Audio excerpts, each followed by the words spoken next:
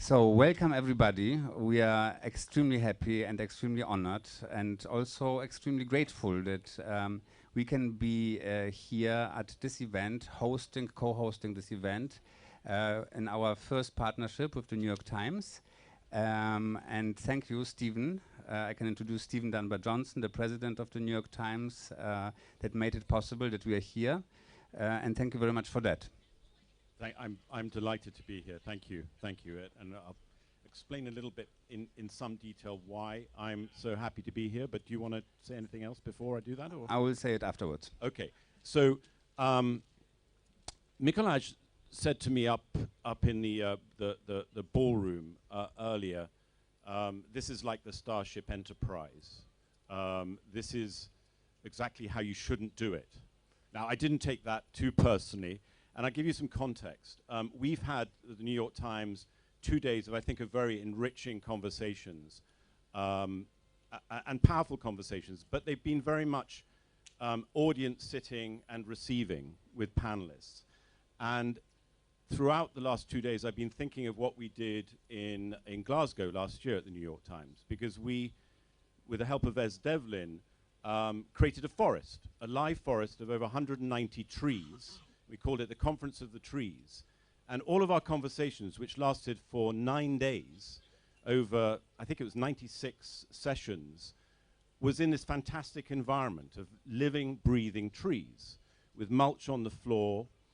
And so you felt and smelt, and it even created its own ecosystem after a few days. Butterflies started emerging, spider webs were on the trees.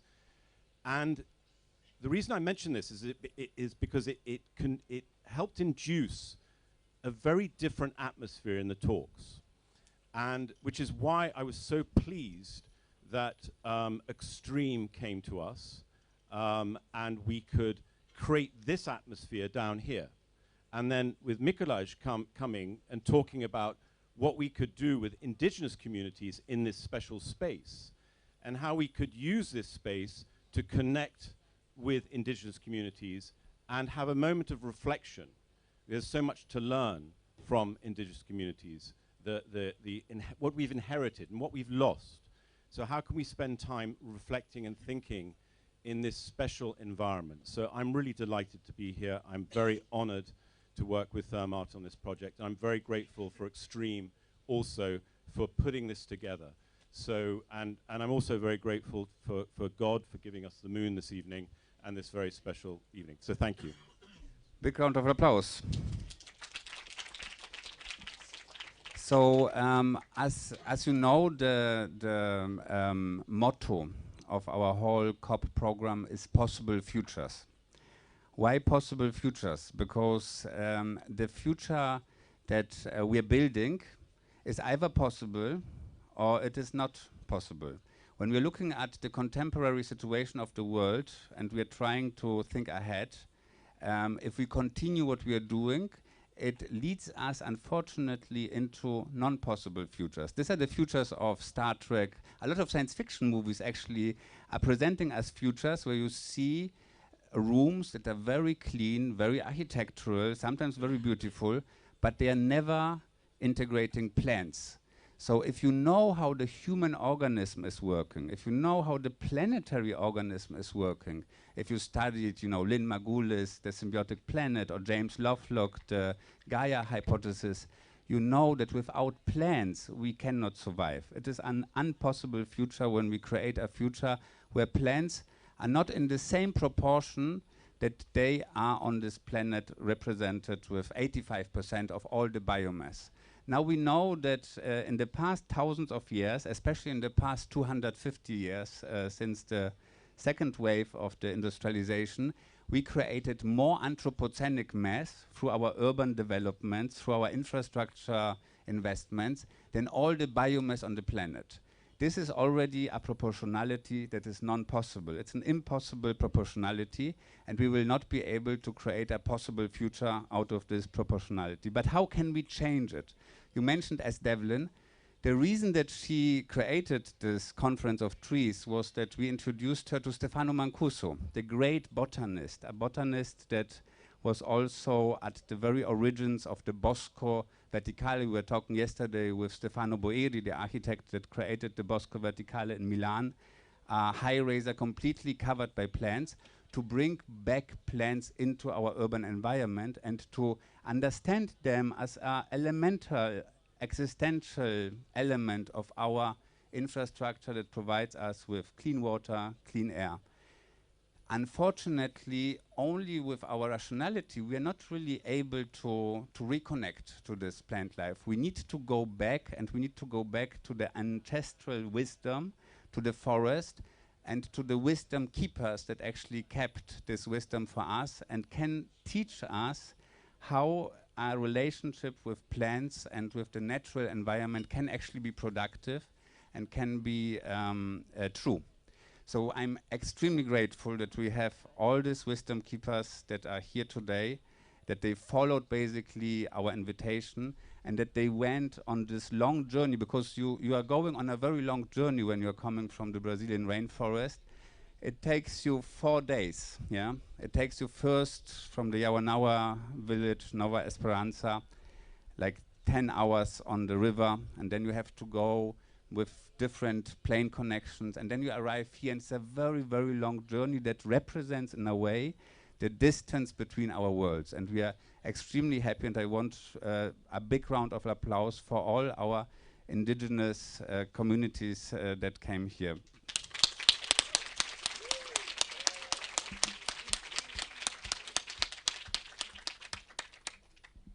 And I'm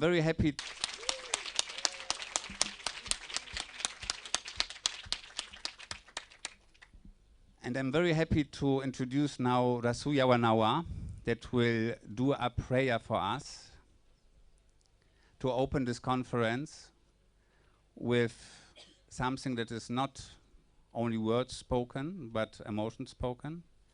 And a big round of applause for him.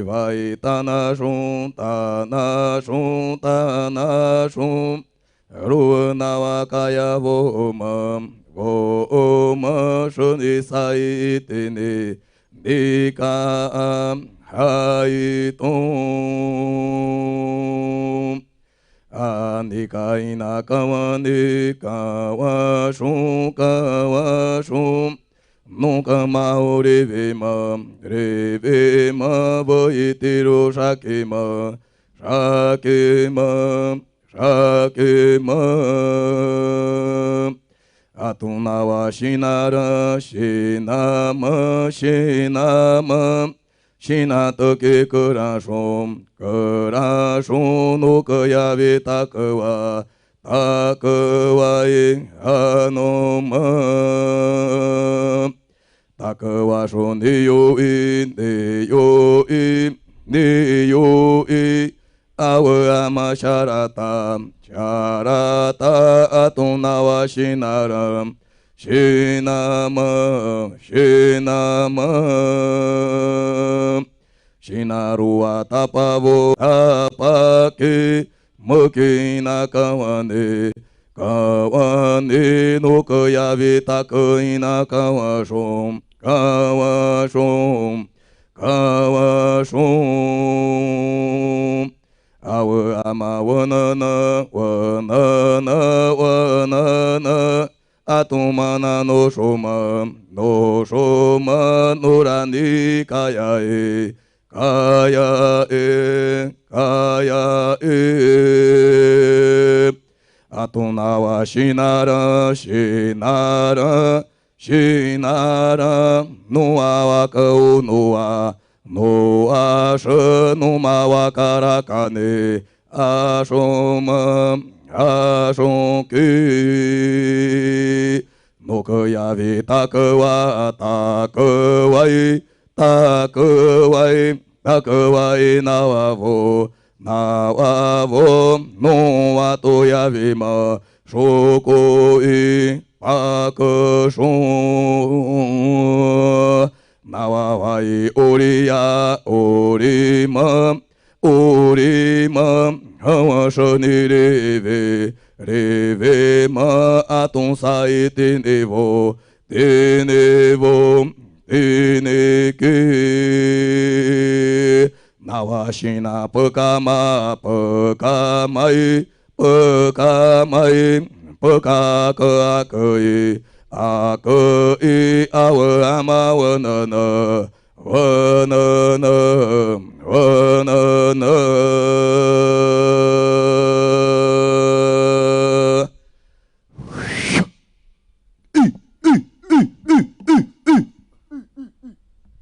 Thank you.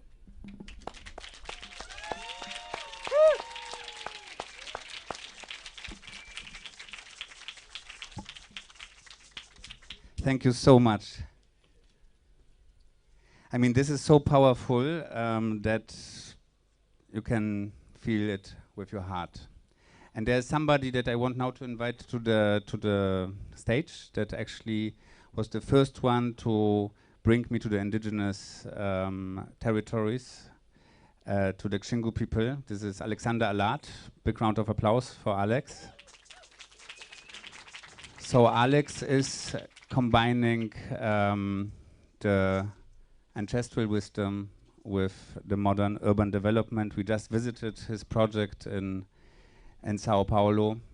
The first phase is open. It's a vertical garden also. It's a vertical forest. It's Mata. Mata stands for forest. And he will present together with Patricia. Patricia, can I invite you to the stage? Also big round of applause for Patricia.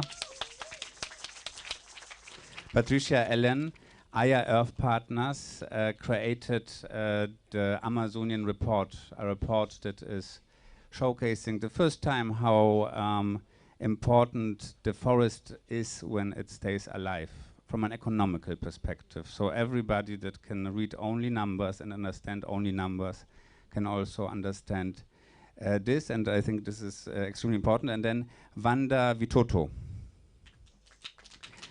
leader and teacher in the rescue of Bio-Vitoto indigenous language, health professional, social entrepreneur. Thank you so much for being here. And Carlos Nobre, Brazilian Earth System Scientist. We are happy and delighted to have you here and to present the Amazonian report, also with Ilona Szabo from the Igarape Institute. Oh my goodness. So please introduce yourself. Yeah, I'm Giovanna Quagli with the Igarape Institute. Ilona missed her flight in Cairo, so I'm here to try to represent her. Perfect. So I will now give you the microphone and we'll go off the stage. Thank you very much. Big round of applause.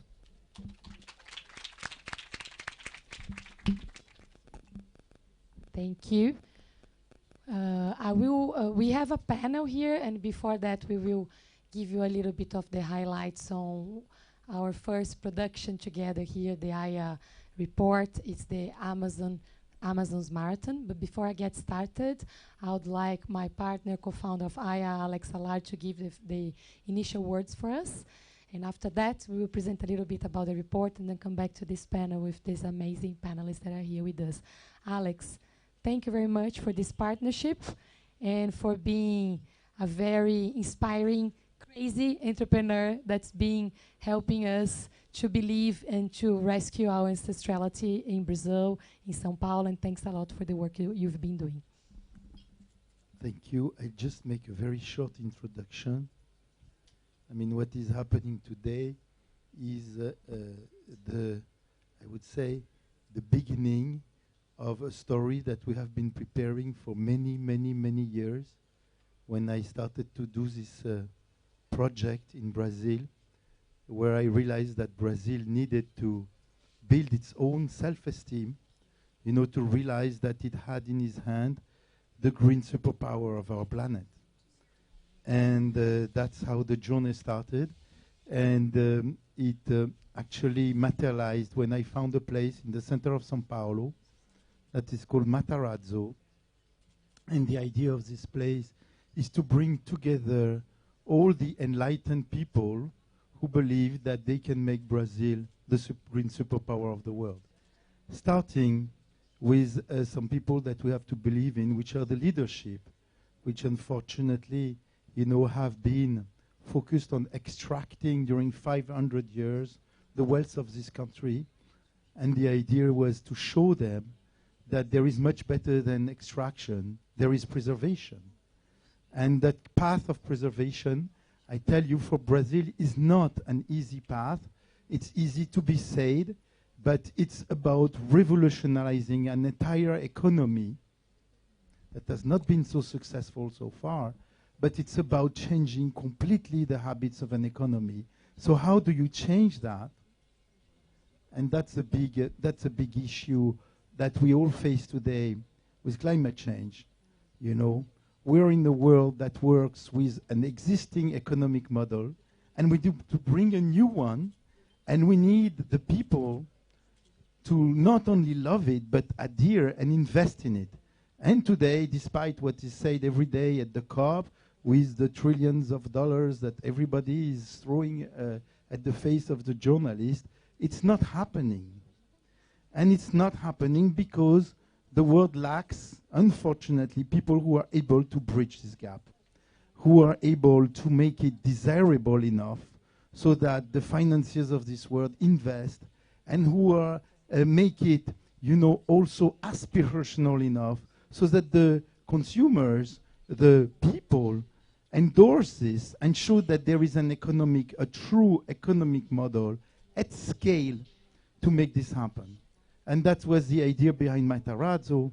And there we plan to have 20 million visitors, which are all going to, you know, enter into our world, which is a zero carbon, net zero carbon world, but also a very inclusive world. The main project and the most important inside Matarazzo is, of course, what we call the AYA initiative, which materialized with the building, but in which we gather the economic machine of Brazil, which are the entrepreneurs, the bankers, and everybody. And one of the big projects that we have inside this AYA is to show that, unlike what people have treated it for, and I've been part of these people, you know, unlike treating Amazonia as a problem, we have to treat Amazonia as the solution, as an economic solution, as a way to drive prosperity. So I won't say more, but what happened is a few years ago, I met this extraordinary woman who was working in government, and I saw her passion, and from our common goals, we decided together to create the AYA initiative. And today we are presenting this report that is, I think, very, very important, because it can be a path for Brazil a path to make Brazil a very prosperous economy thanks to Amazonia. Thank you very much.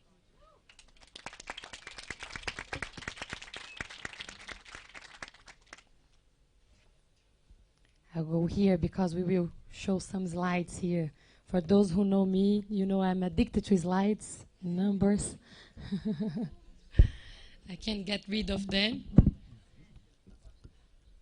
But one thing that I would like to say before we get started here is that I'm a dreamer, that I sometimes fear the dreams. I don't know if I ever had that before, because sometimes the dreams can come through.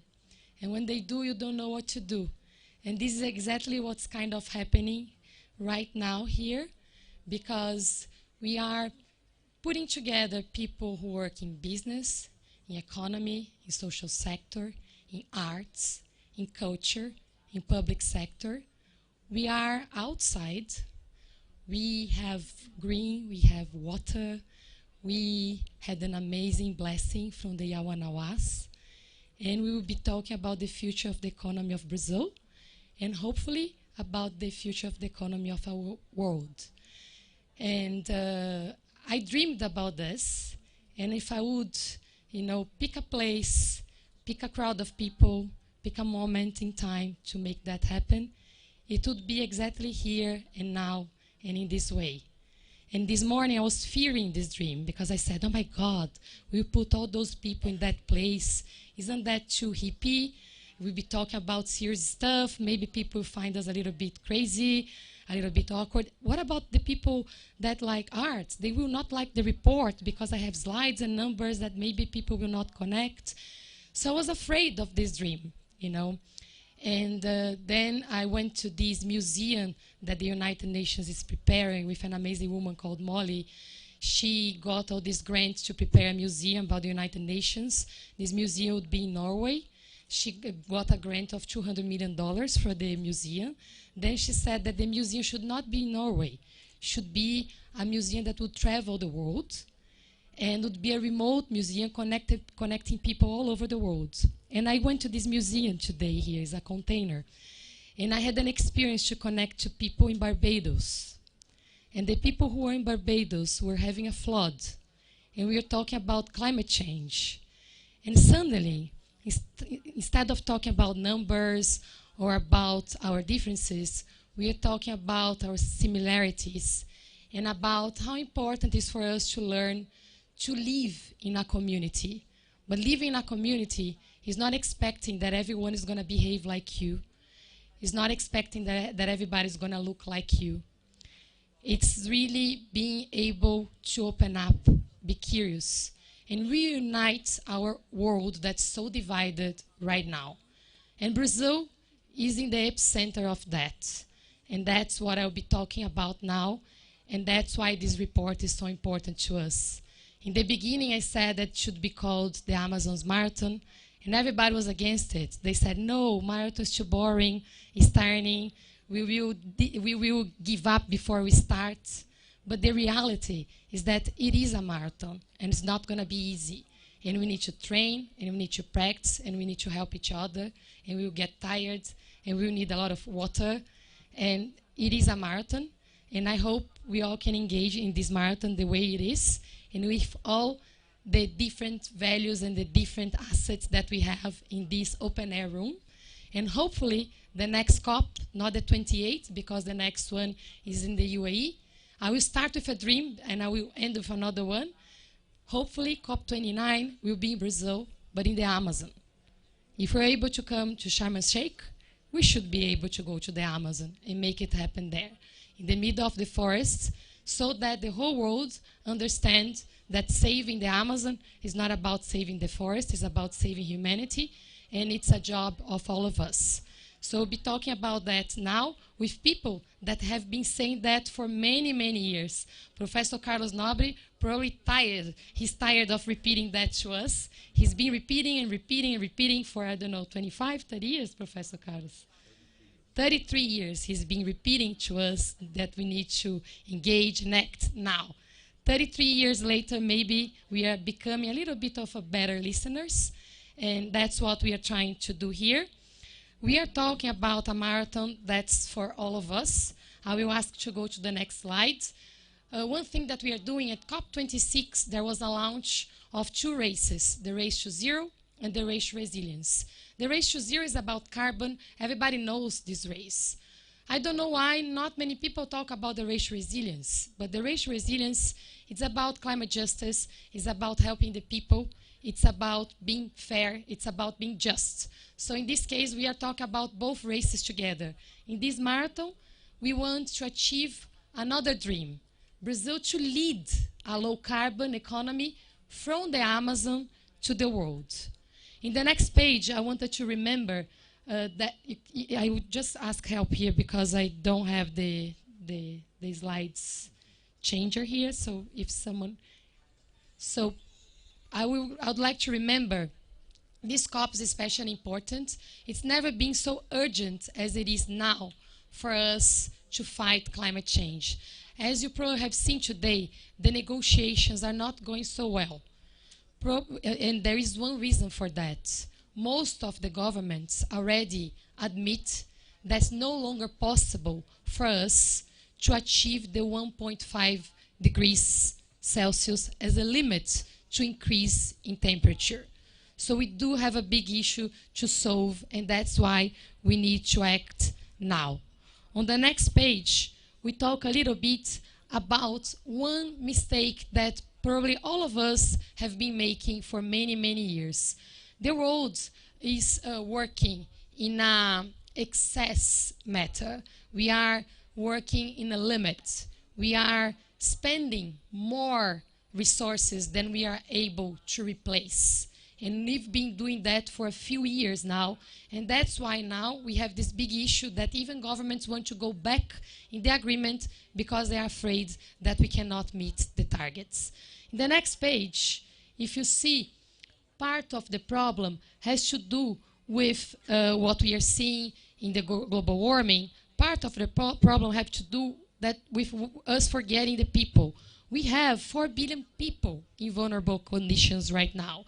I mentioned the example of Barbados. We need to look at the people in our countries. In Brazil, for example, we have 28 million people in the Amazon who need care, who need prosperity, so that everything that we are saying here even can make sense for the people there.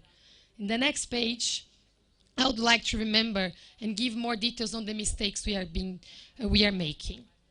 In the last decades, we had a few countries who were able to grow and double their GDP in 2 decades. We had China doing that, South Korea, Germany. But the problem of that is that all the countries that did this in an extractive model, taking resources from nature, adding a little bit of technology, investing in education of the population, but extractive model.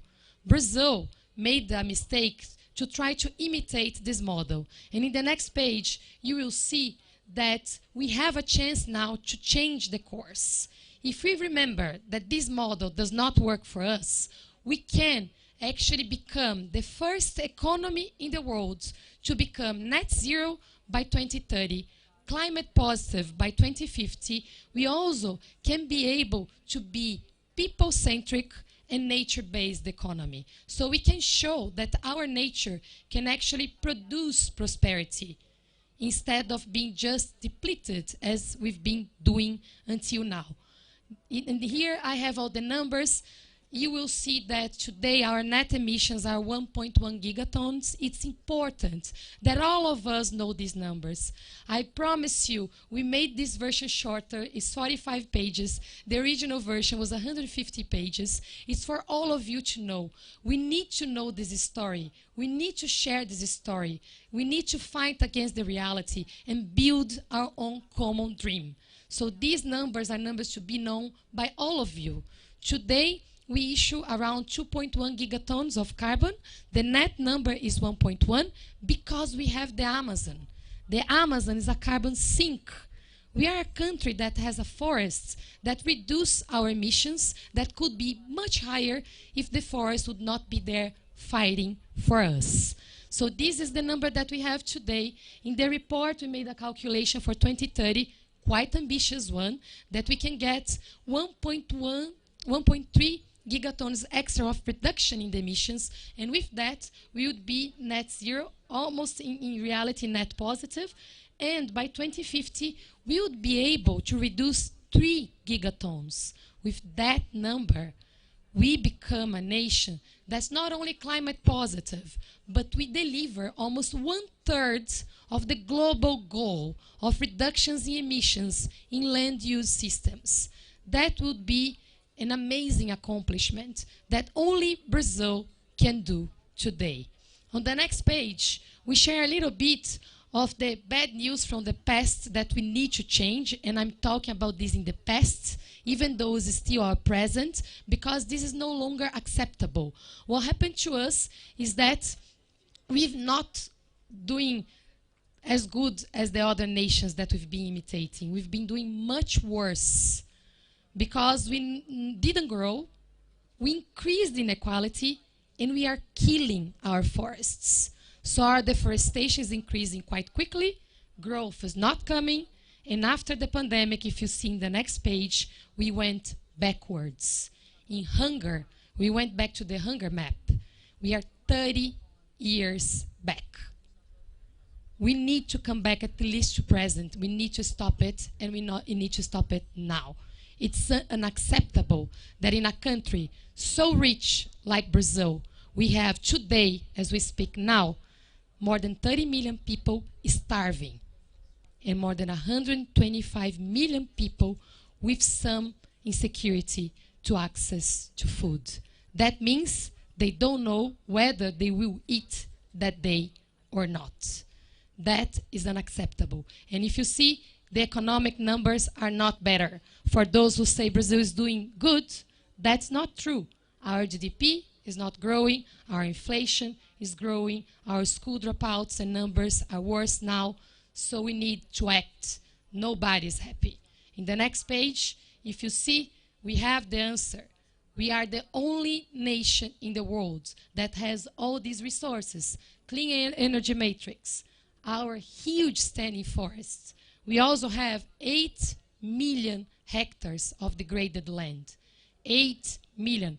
I told the Ministry of Environment from the UK today that we had 80 million hectares of degraded land. He said, what? 80? And I said, yes, 80, because in the beginning he thought was 8, not only because of my accent, because the number just looks too big. It's a lot of land that we need to regenerate. So we don't need to put any other single tree down. We need to plant trees. We need to regenerate our land that's been degraded. In the next page, you will see that we'll talk about the how, and I will not go through the whole presentation with you. We'll give it to you so that you have these numbers with you, this narrative that should be our narrative.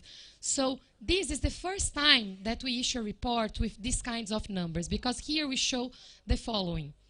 We could, if we stop now and change the course and work in a nature-based way, focus on climate, people, and also prosperity, we can actually deliver value up to 2030 and add 1% of GDP growth to our economy in Brazil. So this is economic discussion. It's not only an environment discussion. It's not only a people discussion. It's an economic discussion. We create value, and it's not little value. Value of standing forests, additional $20 billion. Sustainable agriculture, additional between $19 and $37 billion. Net zero energy industry, we are showing the value for the industry to decarbonize as well, metals and mining, transportation, so we can create a value between $20 and $40 billion. And technology and bioeconomy, $40 to $53 billion. But there is a challenge here. Not all the sectors will capture the same value. Some sectors will create and capture a lot of value, enough to compensate the investments. Other sectors will not capture as much value, and they do need to invest to decarbonize. And that's where the role of government and social sector is so important. Multilateral organizations, investing with blended finance, de-risking the model. That's why we need to work together. With that all working well, we will also be able, as I said, to reduce the emissions of carbon in 1.3 gigatons, and we will give back a protected land between 35 and 50 million hectares of protected land back to our country and to the world. The next page, we will show you how we approach that. You can go to the next page, please. One more. One more.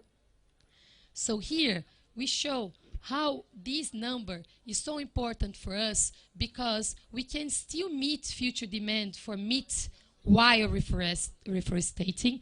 We can also share the point that I mentioned on degraded land. We don't need more land. I don't eat meat, but anyone who eats meat can eat meat without degrading any other hectare of land. We can do that. There is a space for everyone, as long as we do that with consciousness. Next page, quickly, one more. Here is the first time that in the same report where we talk about nature, we also talk about industry. Our industry needs to decarbonize. Our industry alone issues around half gigatons or 500 million tons of carbon every year. And we can halt this number with a program with the participation of government and multilateral organizations, blended finance, and the private sector, as I mentioned to you.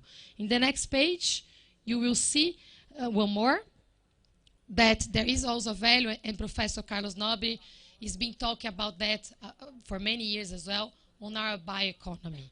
Our bioeconomy is so valuable to the world. Today, bioeconomy itself has a value of $1 trillion per year. Superfoods alone, $200 million. But most of this value don't stay in Brazil. For you to know, Brazil nuts, the castanha, our castanha do Pará, is exported today in a very small number. The main exporter of Brazil nuts is Bolivia. You know, so we do have a lot of work to do. We have enormous potential that we are not appreciating now. The next page, very quickly, to remember that this report is a consultation report. We are putting together all these efforts for you, for us to work together. More than 50 organizations work together, and we put together the next phase of it, which is the Amazon's Marathon. And I'll go directly to the slide where we have the Amazon's Marathon. Here is where all the solution is. If we want to make this happen, we need to work around a couple of levers. On the race to zero, value our standing forests, work on a sustainable model for agriculture and livestock. We need also quickly to work to decarbonize our industry, especially energy, metals and mining, and transportation. We also need to work to unlock the value of bioeconomy, but we cannot forget the people. And that's why on the right-hand side, or on your left, we have the people side.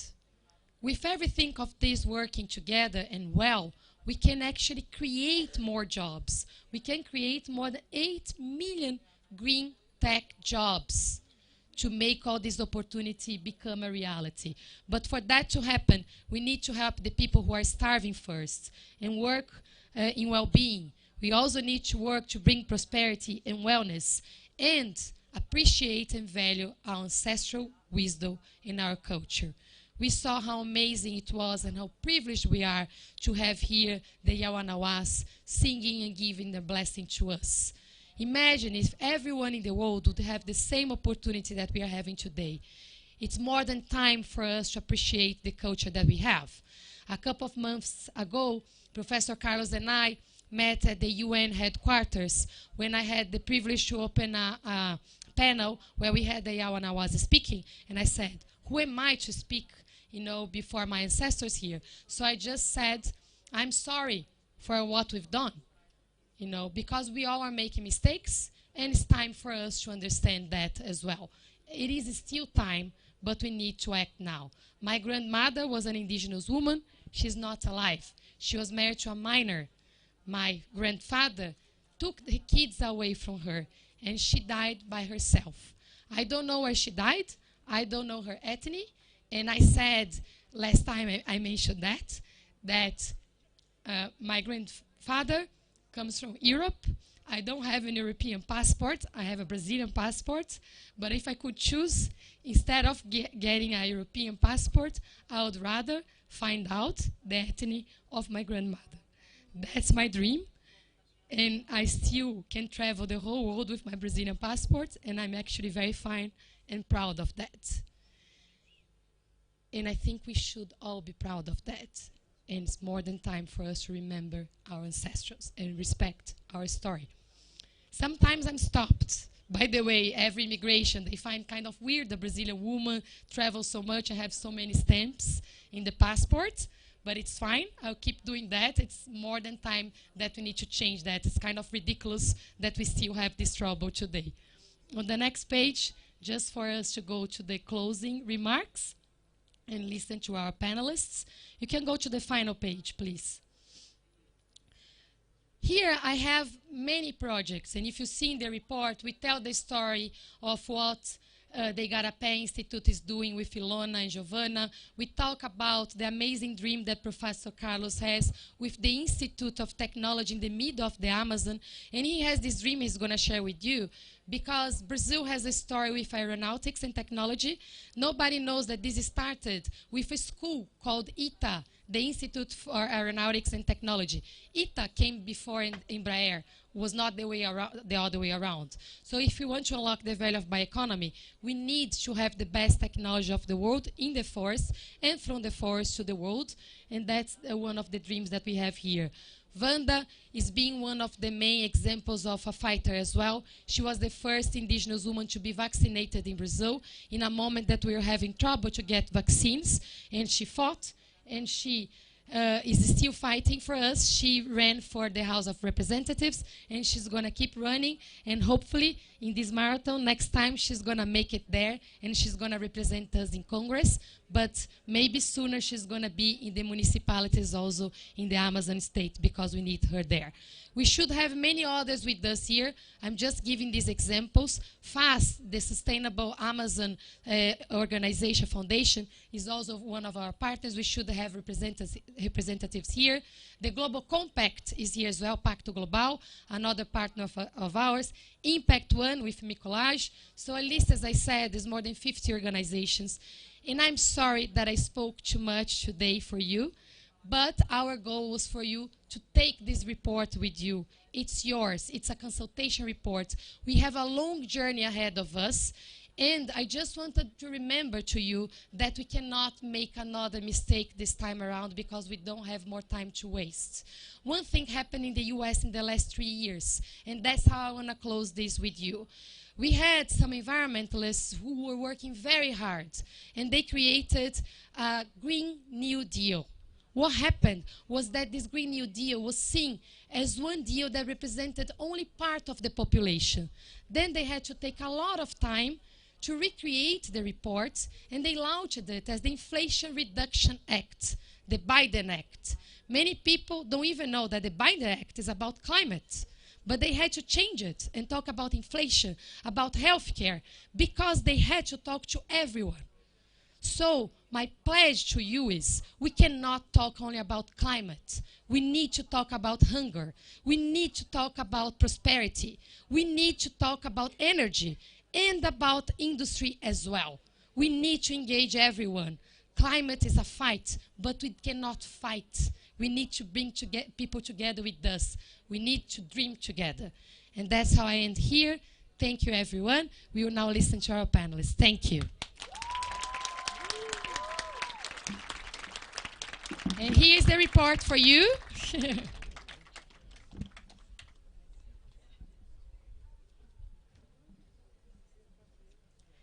So, now that you're sick and tired of listening to me, Professor Carlos is going to share with you a little bit about his dream for technology and the role of the Amazon in bioeconomy. And well, Professor Carlos is also in the science board for the UN. He's been representing Brazil for many years in all these fights on climate. So we cannot think of a better person to talk about that to us and share a little bit of his dreams. And he's asked for help for all of us.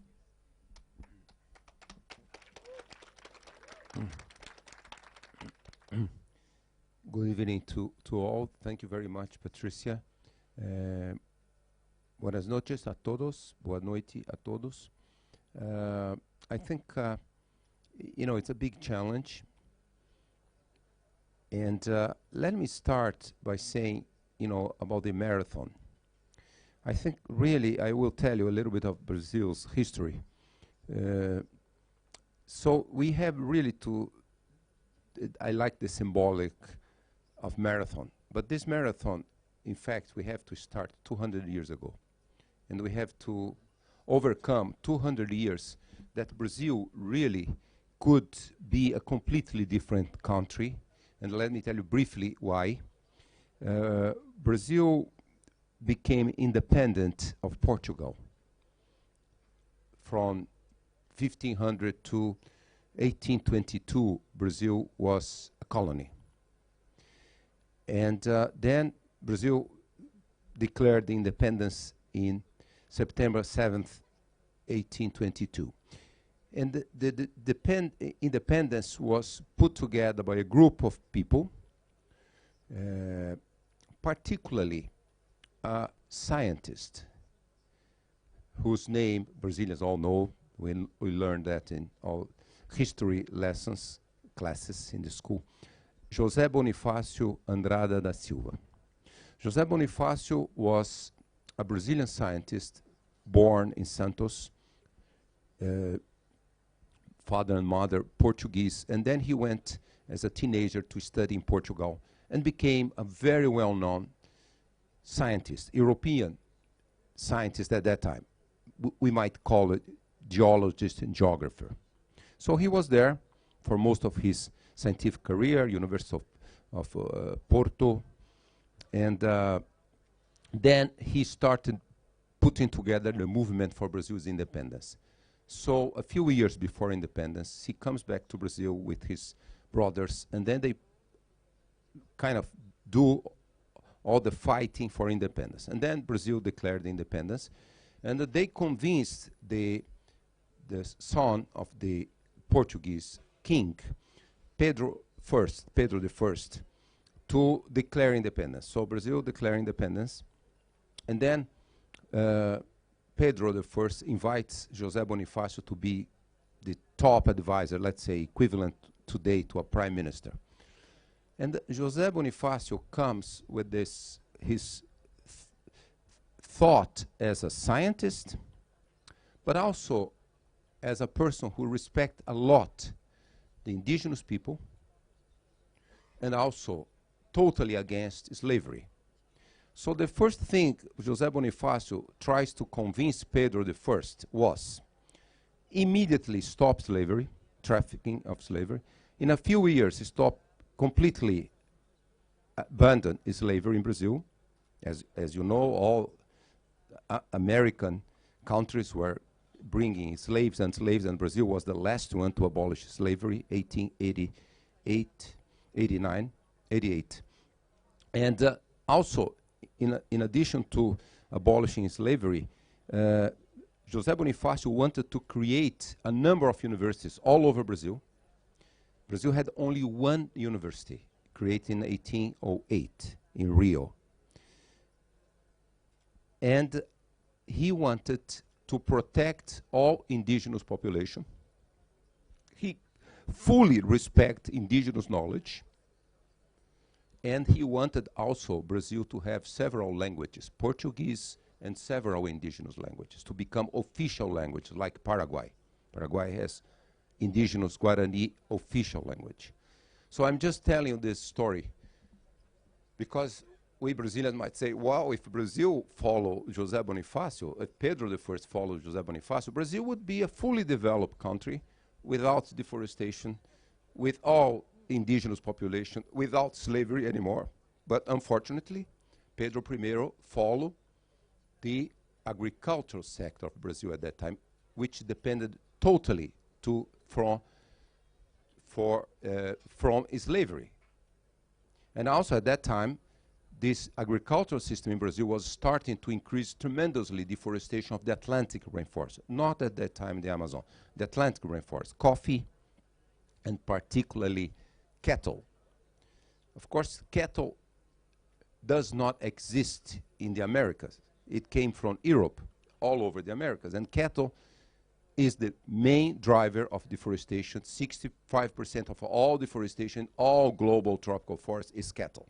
So the Portuguese brought cattle. Cattle is always, has been, continues to be the main driver of deforestation in all Amazonian countries, all South American countries. So what happened?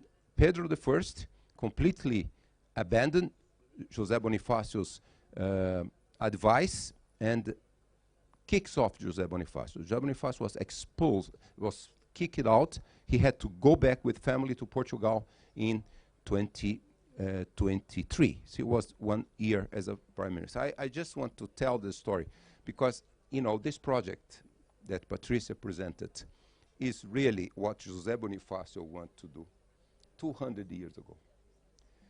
Education, science, technology, respecting indigenous people and local communities' knowledge, bringing innovation. So that's the idea of the projects that we are proposing for the Amazon, very connected to this project. And so we are developing a project that we call Amazonia 4.0, which is how to really merge it's a nature-based, a science-based knowledge merging with indigenous knowledge and bringing technological innovations for a new economy, a new bioeconomy, as Patricia mentioned here, with many calculations of the economic potential. So this is something that we have to do. This is a big challenge because we do not have any tropical country that reached full development level, except Singapore. But Singapore is a developed country but has nothing to do with biodiversity, with tropical forests. So this is the challenge that all Amazonian countries have, and this is the challenge that Brazil also has, and we are really starting to fight to create this new economy, particularly respecting the indigenous people knowledge, rights. And so basically, I will be very brief now, just to say, in this Amazonia 4.0 project, we have 3 components. We are constructing, we call innovation labs, innovation hubs, for adding value to products of the forest, starting with cocoa and cupuaçu. Cupuaçu is a very close relative to cocoa. You make a beautiful, good tasting chocolate, and also Brazil nuts, acai berry, fine cooking oils, genomic resources, the tremendous potential, the place on earth with the largest biodiversity. So in this century, genome sequencing has a very high economic value. I think, you know, you should also calculate, it's not in your calculations, but genomic value is tremendous. This trillions and trillions of dollars. This is the economic potential of genomes. So this is all we are starting to develop, these laboratories, to bring to the Amazon.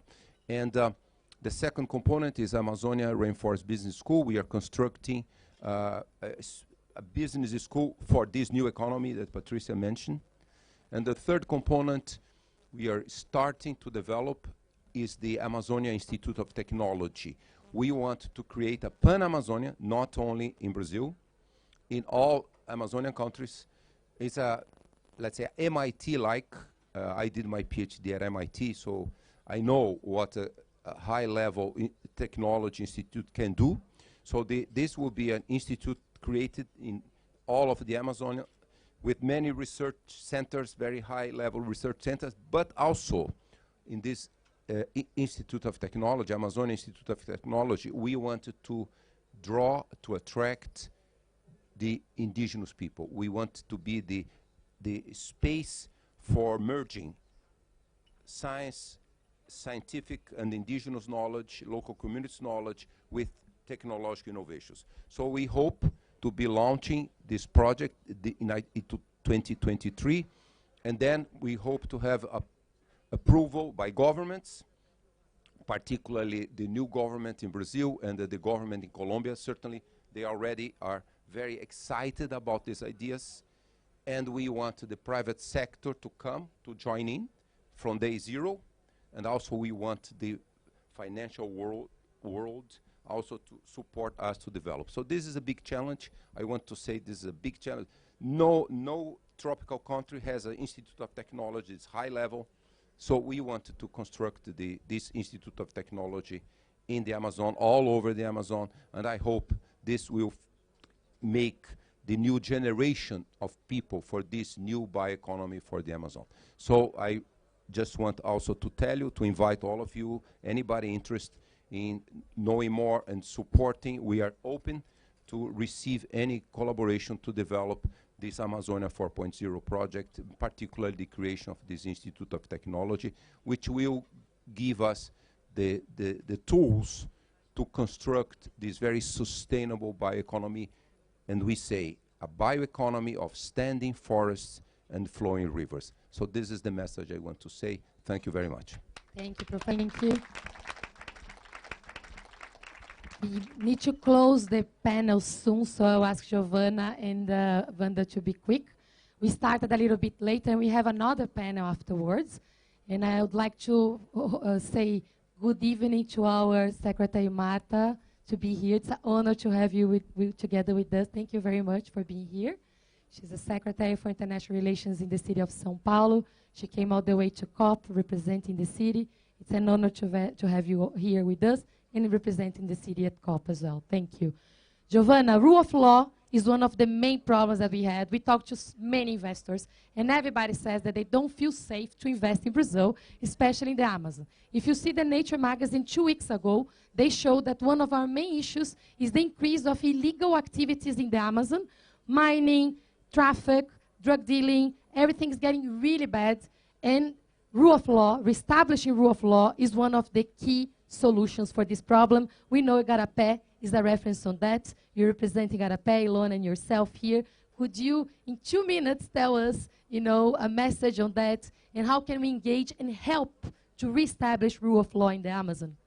Sure, thank you, Patricia. It's an honor to be here and to be part of this report. So let me talk to you about the 3 pillars we work and what we are proposing in this report. So we work in 3 pillars. Our program in the Amazon Basin, it's about understanding the ecosystem of environmental crime, strengthening governance and partnerships, and enabling sustainable development solutions. So in our first pillar, we are working to shed light on the scope, scale, and dynamics of the ecosystem of environmental crime. And from that, we have 4 main conclusions so far from our studies. First is that economic activities, they drive deforestation. Second is that there are 4 major types of illicit economic activities taking place in the Amazon that are boosting illegal deforestation. They are land grabbing, illegal logging, illegal mining, and agricultural and livestock farming rifle with environmental illegalities. Third, these activities, they generate and rely on an ecosystem of environmental and non-environmental converging offenses. And finally, and very important, while the damage and destruction are concentrated in the region, the extension and capillarity of the ecosystem of environmental crime, they go much beyond the Amazon. Other actors and localities outside the region are also involved in these illicit chains. Just to give you an example, from our most recent study of mapping of for the federal police, 24 of the 27 Brazilian states are part of this ecosystem.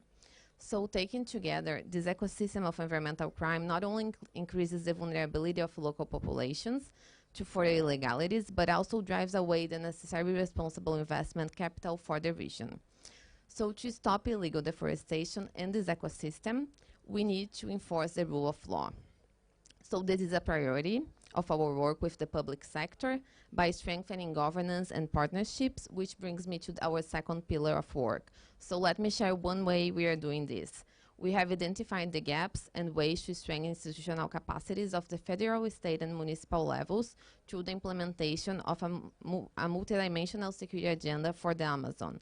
So we have 3 main sets of proposals, and they range from structural and governance issues to actions related to the reduction of the ecosystem of environmental crime and illegalities to tackle violent crimes. And this is key to ensure command and control to enable the sustainable development solutions and ultimately a green ecosystem. So this brings me to our 3rd pillar. So if we want to improve the rule of law to build this green ecosystem, we also need the private sector. Investing in command and control is not enough, although an important part of the equation. So to ensure real improvements, we need to scale up solutions for sustainable development. To this end, we are working to increase transparency and traceability of supply chains, to improve ESG metrics and rankings, what we call the ESG AAA, and to develop informed risk analysis. So this means that alongside the public sector, the private sector and financial institutions are critical to deliver on reductions in environmental crime. The challenge here is that many of today's instruments and metrics, they do not capture the real damage at the local level, at the territory. So to fill this gap, we are and support entrepreneurs and investors to create the conditions for green economy ecosystem to emerge. We are working on cutting-edge research and new tools, such as the Amazon Sustainability Dashboard, which will be launching at Biodiversity COP27 in Montreal in December. So on one hand, if governments can and need to improve command and control, entrepreneurs and investors must ensure they are not contributing to the illegalities, and our work aims supporting both fronts. So to accelerate a responsible green ecosystem, it is key that civil society, private sector, local communities, and governments work together to create the positive change we need.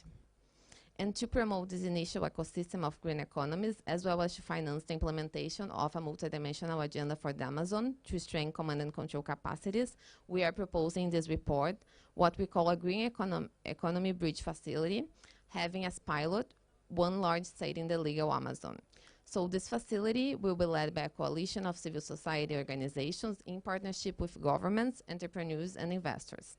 And this facility includes a funding mechanism to support local governments so they can strengthen governance and the rule of law, a blended venture philanthropic fund for the creation of innovative business models compatible with a standing forest, support for climate tech and green economy research, and support for environmental defenders. Thank you.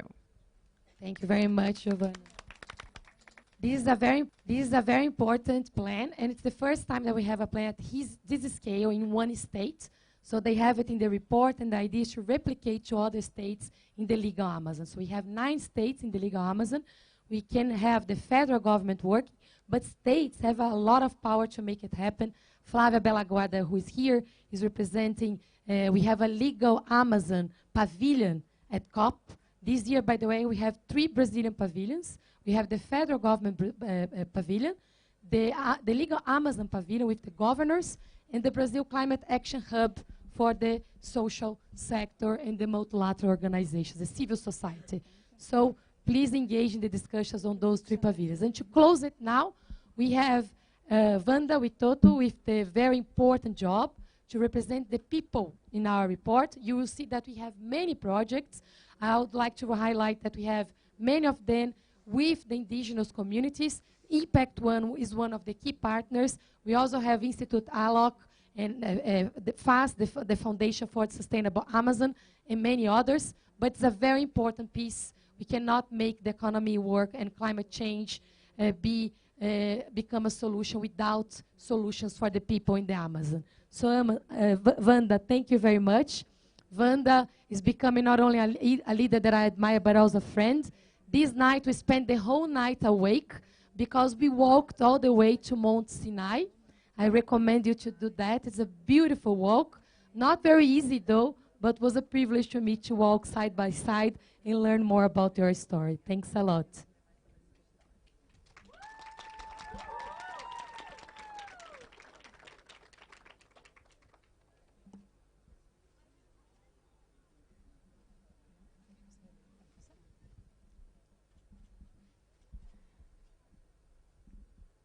Boa noite a todos. Good night, everyone. Boa noite a todos Good night, e everyone. todas. And all. Saldo primeiro meus parentes que estão First, I wanna presentes. say thank you, everyone, for being here, and my people especially. E dizer And I want to say que esta bandeira that this flag não é de um governo is fascista, not from a fascist government, mas é dos nossos but it's povos from que our vivem no people Brasil. that live in Brazil.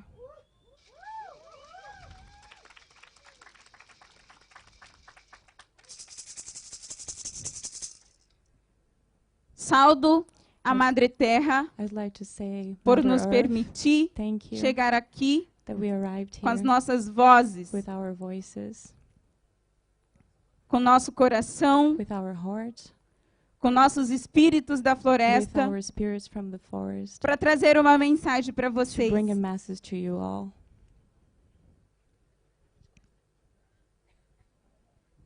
Eu sou Wanda Ortega, sou uma mulher indígena, I'm an indigenous woman, pertencente ao povo Witoto do Brasil. and I'm from the Witoto people from Brazil. O meu povo é considerado My- o povo do centro da terra. My people is known as the people from the center of the earth. O meu povo é My considerado people is known filho de as the tabaco, son of tobacco, semente da coca seed e of de yuca coke, doce. and yucca and sweet yucca. Temos We o rosto have forte como a a coca, very strong face like the coke, mas o coração doce. but our hearts Como a are yuca. sweet like yucca. Venho da maior floresta I tropical come do from the mundo, biggest forest of the world que ainda está de pé. that is still standing.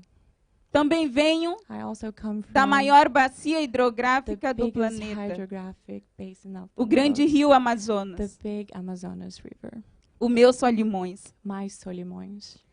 Trago em minha voz I bring in e em my meu voice corpo and in my body a luta daqueles the fight of those que, em meio à that imensidão in da the floresta middle e of dos the rios, vast forest and the rivers, seus gritos I can hear não their conseguem screams, ecoar and they are como o not som da echoing sapupema like the sound of e o tambor de Sapupema Manguare. and the drums of Muguari. Trago a voz I daqueles bring the voice of que, em meio à those that in the floresta middle of e the às margens dos forest rios, and by the rivers, onde o único where som que ecoa por hora the only sound that they can são hear os now estrondosos barulhos are dos the motosserra sound of the rasgando a motors. floresta adentro. They are doing the deforestation in the Amazon.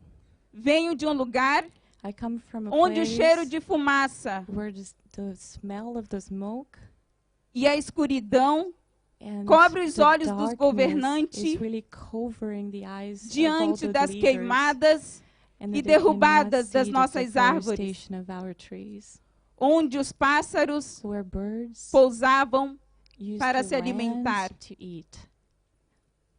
Trago a voz Now I daqueles bring the voice of que, diante those da imensidão do rio, that when they saw the hoje immensity of the river, tomam now água e they se alimentam drink water and dos they peixes eat the carregados food por mercúrio of que estão fish with contaminados mercury. They are pela contained mineração by ilegal the illegal potencializada no atual that is governo dentro super dos nossos potential by the territórios. current government in our territories.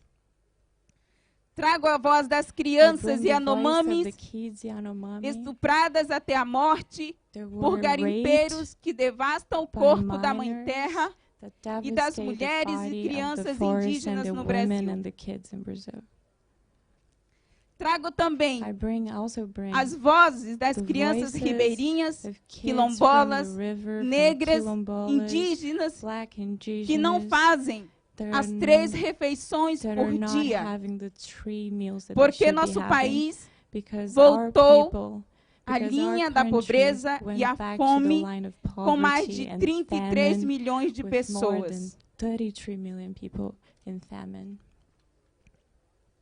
Trago as I vozes bring the dos voices nossos anciões of e our anciãs ancestors que há milhares de anos that têm thousands of years alertado o ago mundo a have partir really dos seus shown conhecimentos the world by ancestrais their ancestral e a partir de uma knowledge relação profunda and de based on the observação relationship and observation vivenciada com a They natureza, managed to live with nature. os espíritos da The floresta, spirits of the forest, os espíritos dos rios, the spirits of the rivers, os espíritos dos the animais, spirits of the animals. e a partir da escuta sensível da And terra starting with that listening, the e dos sensitive cantos dos listening of the pássaros, forest and listening to the birds, que alertam da that tragédia really das ações have humanas shown how human action que há muito tempo should se be long pratica ago em detrimento de um capital have been working for que tem capital, causado a destruição and that is now do causing nosso destruction ecossistema, of our ecosystem, da sociedade of our societies, e do nosso planeta. and our planet. Nós, povos indígenas, We, indigenous população people, negra, ribeirinha, black quilombolas, people, people from the periféricas, rivers, peripheric people, vivenciamos black people, we live o daily racismo the ambiental environmental racism imposto pelo Estado that's been done e by the pelas grandes state and by corporações. the big corporations. Porque somos nós, Because it's mulheres, us, women, periféricas, mulheres peripheric indígenas, women, indigenous negras women, e quilombolas, black women and que quilombola sofremos women, primeiramente os suffering impactos ambientais. firsthand the environmental impacts. E queremos pedir And now we want to aos ask governantes that all of the, e às the grandes leaders corporações and all the big corporations parem stop, de olhar para a Amazônia stop looking at the Amazon somente com um olhar only de satélite. with a satellite eye. Parem de ver somente as Stop árvores looking at us only through e a beleza forests dos nossos rios. and the beauty of our rivers. Os governantes e o mundo não The conseguem governments and olhar the a leaders vida das cannot really pessoas see the people who live there que têm sido impactadas nesta and who are Amazônia. being impacted in this Amazon. Nós precisamos We primeiro need, in first cuidar das place, pessoas. to take care of the people. As pessoas são mais The importantes people matter and they are more important. porque são elas que Because it's cuidam the da people who floresta. take care of the forest. Porque são Because elas it's the que people cuidam e protegem who nossos rios. protect the rivers. Para nós, povos indígenas, For us indigenous people, essa defesa it's this tem se dado defense a that partir has da been nossa done morte, porque our muitos own dos death. nossos because tombaram many of us defendendo a Amazônia, had to die defendendo in a order to nossa protect floresta and e defend nossos the rios. Amazon and our rivers. Nós We precisamos da need condição de vida to digna have para as pessoas a da necessary Amazônia, condition to live, like a basic, porque elas têm cuidado desse planeta para because vocês they respirarem. have been taking care of this planet so you could Mas breathe. na pandemia, And o during the nosso pandemic, estado our faltou state, oxigênio we had no oxygen. e as During pessoas the morreram COVID-19 pandemic, asfixiadas and people sem died atendimento with no médico. oxygen, without the real treatment that they Os deserve. povos indígenas And the indigenous foram enterrados peoples na were cidade buried sem in ser the city reconhecido como os without povos being recognized indígenas. as the indigenous people that they are. Os governantes não nos The reconhecem government nos don't espaços recognizes urbanos. us in the urban Não temos spaces. acesso à água We don't have potável, access to não temos potable acesso à water, educação, we don't have access não to temos education, acesso we à don't saúde. have access to health. Ainda há uma grande still invisibilidade There is desse a- corpo, my body dessas vozes. and our voices still need to be recognized. Queremos reflorestar sim a Amazônia, We want to do porque a está reforestation devastada, in the Amazon because porque it is está derrubada. devastated, because it is Mas not precisamos, standing, sobretudo, but we need above all reflorestar else, nossos corações e nossas reforest our mentes. hearts and our minds. Precisamos nos We need to reconectar com a nossa reconnect mãe terra ourselves with our mother e a nature floresta, and the forest. porque o capitalismo nos Because the separou dela capitalism has e divided nos us colocou from it superior a and ela, has por isso put que us destruímos as ela. if we were more prosperous than it, as if we were the priority, but we are not. Para a perspectiva de futuro, But for a perspective precisamos of nos future, conectar com nossas we ancestralidades need do to passado, connect with com a our nossa memória do ancestrality, nosso passado, with our sobretudo memory from nós the brasileiros, past. Above all else, que us nos envergonhamos Brazilians, das nossas ancestralidades that we are indígenas e so negras. ashamed of our background as Precisamos indigenous and black retomar people. a nossa we conexão need to take this com a connection floresta, back porque with the somos forest, ela, because we pertencemos are the ela, forest. viemos dela. We came from E se it, não and we cuidarmos, belong to it. nossa perspectiva de And vida if- está extremamente and our limitada. perspective of life is extremely limited if E we o don't think chamado about dessa it. terra, And then the se vocês calling of the ouvirem earth, a voz dos povos if you indígenas, listen to the vocês voices estarão of the indigenous atendendo um chamado da terra, If you da listen to the floresta. indigenous people, you will be attending also a calling porque from Mother Earth eu and from sou the do forest. centro da terra. Because I come from the center Eu of the sou do earth. meio da floresta. I come from the center of the Hairi forest. Dequená. Hairi Dequená. Obrigada a todos. Thank you all.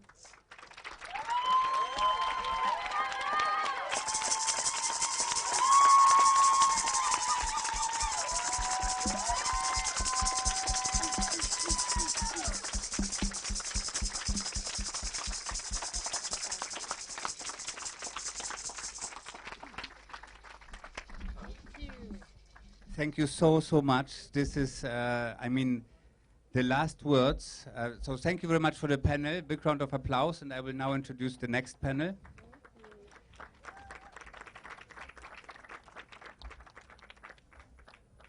But I would like to quote. I would like to quote. There will be a photo.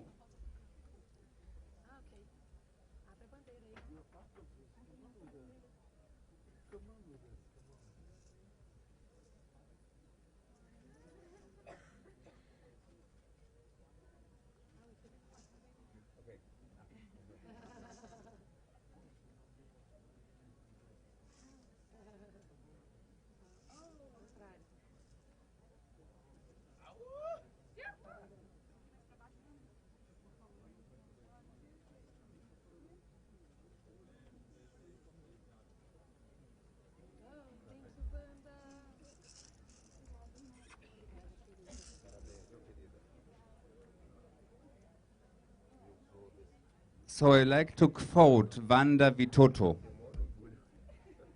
She said a very important sentence. She said, if we will listen to the indigenous voices, we will hear the calling of Mother Earth. I think in this sentence, it's like a mantra. It's more wisdom than in many sentences spoken at COP. And this is exactly how I want to introduce Nina Gualinga from the Quechua people of Sarayaco. Big round of applause for Nina.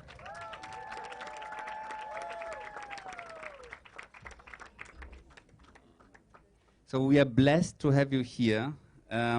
When Nina was invited by Jeanne de Cron to our first meeting, to our first panel, she was actually sitting with us at the Biennale di Architettura in Venice, and she was speaking on a very big panel with all the artists and architects that contributed to the Biennale and scientists. And she was actually speaking, you were speaking after one of the scientists that formed our thinking most, the botanist Stefano Mancuso.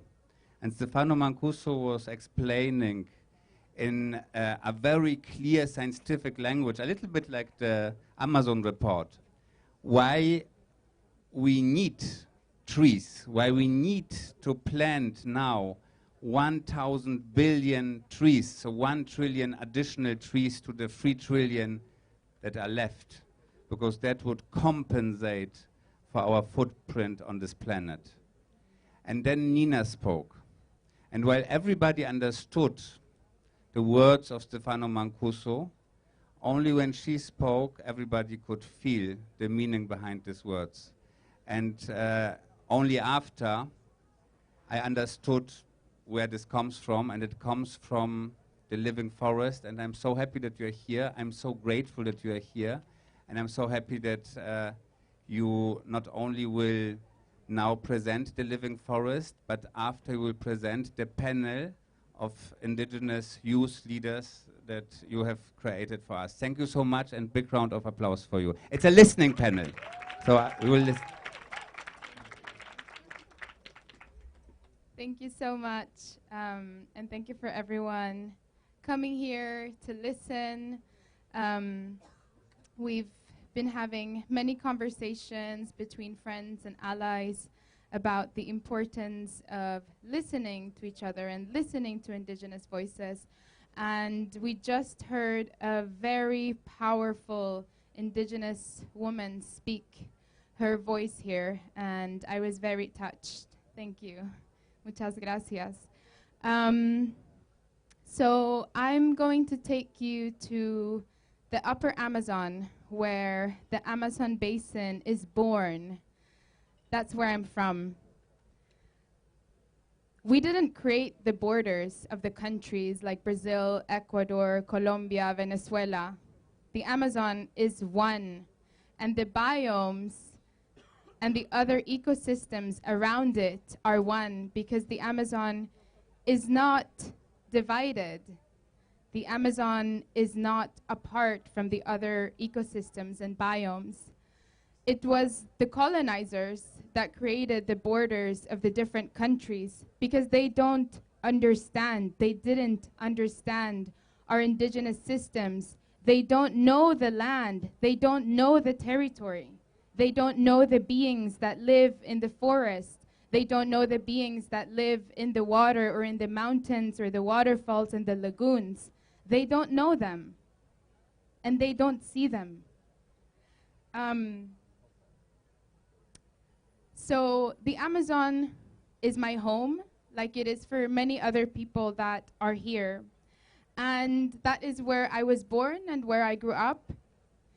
And growing up as a little girl, I knew very little about the different extractive activities and industries or about climate change because I had yet not been impacted by it. Until an oil company came to my community, Sarayaku, in search for oil. But my people are warriors, and some of them are actually here, and I hope that you will get a chance to meet them afterwards. So we fought back as a community. We organized. Elders, youth, children, women, men, everyone had an important role. And we kicked them out. We kicked out the oil company. We kicked out the military that the government had sent to support and protect the oil company workers. And we took the Ecuadorian government to international court, and we won. And we set a precedence. We set an international precedence in Latin America about the right to free, prior, informed consultation. But it shouldn't just be consultation. It should be about consent. Because those territories are our homes, and those are the territories where our future generations will live in and thrive, hopefully. However, this doesn't mean that the threat is over. Across the Amazon, governments and corporations are expanding oil frontiers, mining frontiers. Oil is being pumped out by the day. Trees are being cut down, roads are being built, they're taking out the minerals. And all of this is happening with violence. Our rivers are being polluted. Our soils is being destroyed. And the lives of those who live there and call this place home are being destroyed too. Entire peoples and communities have been wiped out and killed by something that probably many of the people and the representatives that are here at COP would call development, progress, business maybe. But indigenous peoples are fighting back. And as our sister here was saying, they are risking their lives to protect these territories. Many of them have been attacked, threatened, raped, murdered. My friends, my family, some of them are here, and you will hear from them during the panel.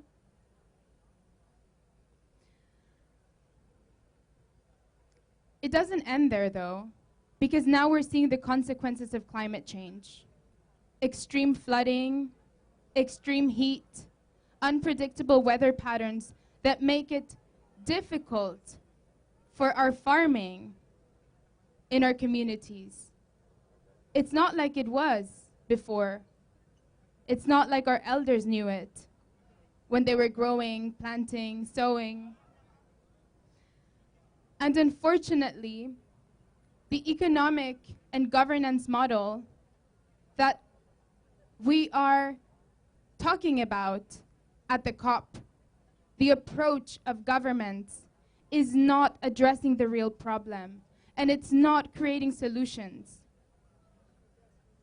The way that people in power, the way that people with resources are approaching this matter through carbon trading, net zero targets, business as usual, is not going to get us out of this crisis. And as Indigenous peoples and communities, we are tired of the talking, because we have been talking and sharing our experiences, our knowledge for so many years now that we're losing our breath. We need action. And communities across the Amazon and beyond are proposing solutions, are creating solutions on the ground. They're living them, they're experiencing them. It is time to listen to Indigenous peoples. It is time to support the initiatives that exist. The only way to seize climate change is through listening to Indigenous peoples. It is through protecting our homes, keeping fossil fuels in the ground, and to learn from the relationship that Indigenous peoples have with the land. In my community, the Quechua people of Sarayaku, we have a loving relationship with the land, with our surrounding. We have a different understanding of development than what is being discussed at the COP. We don't even have a word for nature, because we are nature. And we call the Amazon Kausaksacha, the living forest. It is a living territory with living beings, stones, trees, the animals, the smallest creatures, the waterfalls, the mountains. They're all living beings that we have relationships with, that we interact with. And they deserve the right to live too. The protective beings, or if you want to call them the spirits of the forest, they have a right to exist too. And it is thanks to that relationship that we as Indigenous peoples maintain with them that we have been able to coexist peacefully and in harmony with all the living beings around us. That relationship needs to be protected. Their lives, their existence needs to be recognized and protected as well. We have different value systems and understanding what development means, what well-being means. In my community, it means fertile soil, it means clean water, fresh air, and it means the solidarity of our people.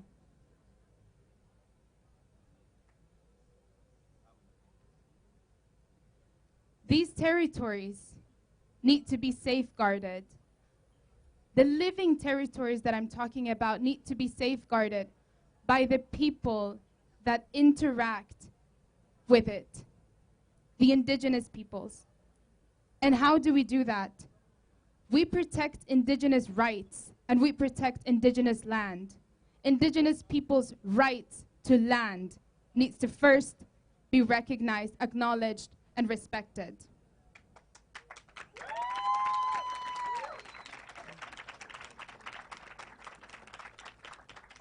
we also need to recognize the rights of all living beings. Just like we have human rights, there needs to be rights, legal protection for all other living creatures. And the proposal of my community is about recognizing that.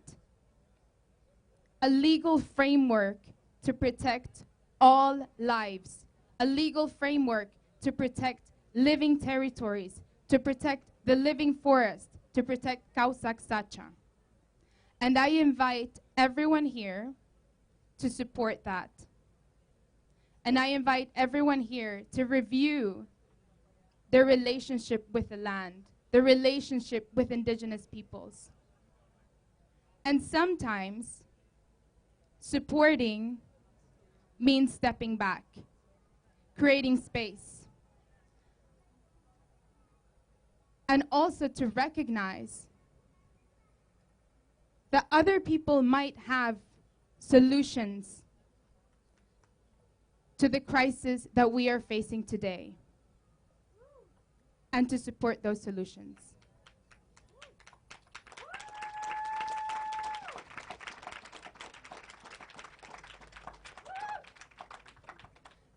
Thank you so much, everyone, for listening and for creating this space. As I was saying, we have been talking a lot about listening to Indigenous voices, Indigenous solutions, and Indigenous peoples. And as I was also saying, the Amazon is not divided, and the ecosystems around it are not divided. It's all connected, right? So I wanted to create as much space as possible for different voices to be able to share here. And I have, we're gonna have a youth panel about solutions on the ground and how the youth in their communities are approaching solutions. However, before that panel, I want to invite someone, a very powerful woman, to come here and share her voice as well, and share about her work and share about her vision as an Indigenous woman. Welcome, Shirley.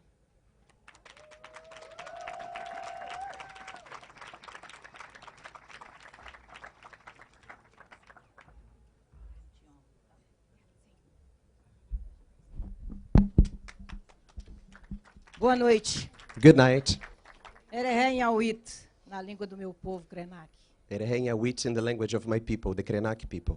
Vamos ficar de pé para responder Erehé em saudação à lua que nos honra nesse momento. Let's stand up, please, to say Erehe, and in the name of the moon that is blessing us tonight. Geralmente, quando uma liderança está falando sobre espiritualidade, educação e juventude, Normally, when someone, a leadership, is talking about education, youth, a gente honra com sabedoria ficando de pé. we honor them by standing up. Até porque nós, povos indígenas, ficamos de pé 24 horas por dia para vocês respirarem. Because we, indigenous people, we are standing 24 hours a day for you to breathe.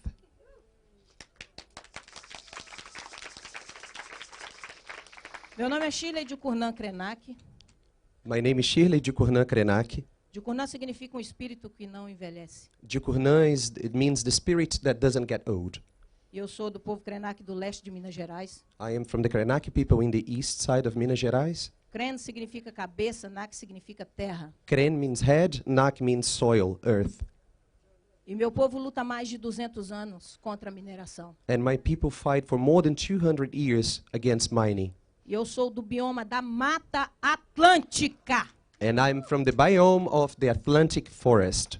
E no Brasil existem 7 biomas. And in 6 Brazil, biomas. there are 6 6 biomas. biomes. Mata Atlântica, Atlantic forest, Pampa, Pampa, Pantanal, Pantanal, Cerrado, Cerrado, Caatinga Caatinga, e Amazônia. and the Amazon. À medida que nós trabalhamos o processo educacional dentro dos espaços de comunicação, The more we work with the educational process within the spaces of communication, e nós focamos em um único só bioma, and we focus only in one biome, isso mostra que o mundo ainda continua individualista. it shows that the world continues and remains individualist. Então, de que forma sonhar How can you dream se você pensa no individualismo? if you think and you dream about one of the individual? Vocês jogam toda a responsabilidade do ativismo de proteção ambiental em cima da nossa irmã Amazônia. You put all the responsibility of the environment and activism only in one sister in the Amazon. Mas e os outros biomas? And what about the other biomes? Vocês protegem um porque os outros podem matar tudo, You pode protect arrebentar com one tudo. because you can kill all the others, you can destroy everything else. Então, que política ambiental é essa? What is this environmental policy that we're talking about? Que tipo de ser humano é você que pensa de forma individualista? What kind of human being are you that's thinking in an individual way? Porque à medida que você fala só de um bioma, Because the more you talk about one biome, vocês me matam mesmo estando viva. you kill me while I remain alive. A Mata Atlântica dela existem 5% da originalidade dela. Of the Atlantic forest, only remains 5% of the original cover. E é esse 5% que está falando aqui. And this is the 5% that is standing here in front of you. Então, meu bioma não está morto. My biome's not dead, Então, parem de me matar, so don't kill me, porque eu estou viva. because I am alive. E dentro do processo da educação e da juventude, And through education and through young people, eu honro tudo o que os jovens estão fazendo. I honor everything that young people are doing. Porque eles estão ecoando sabedoria ancestral de base. Because they are echoing the knowledge ancestral from the ground, grassroots knowledge. E isso é educação. And this is education, Educação global. global education. Porque não existe o global dentro da COP. Because there's no global inside COP.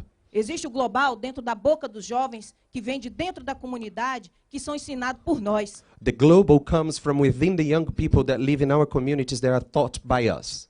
E isso que eles estão produzindo, fazendo 24 horas por dia, And this is what they're producing 24 hours a day, é a verdadeira COP. is the true COP.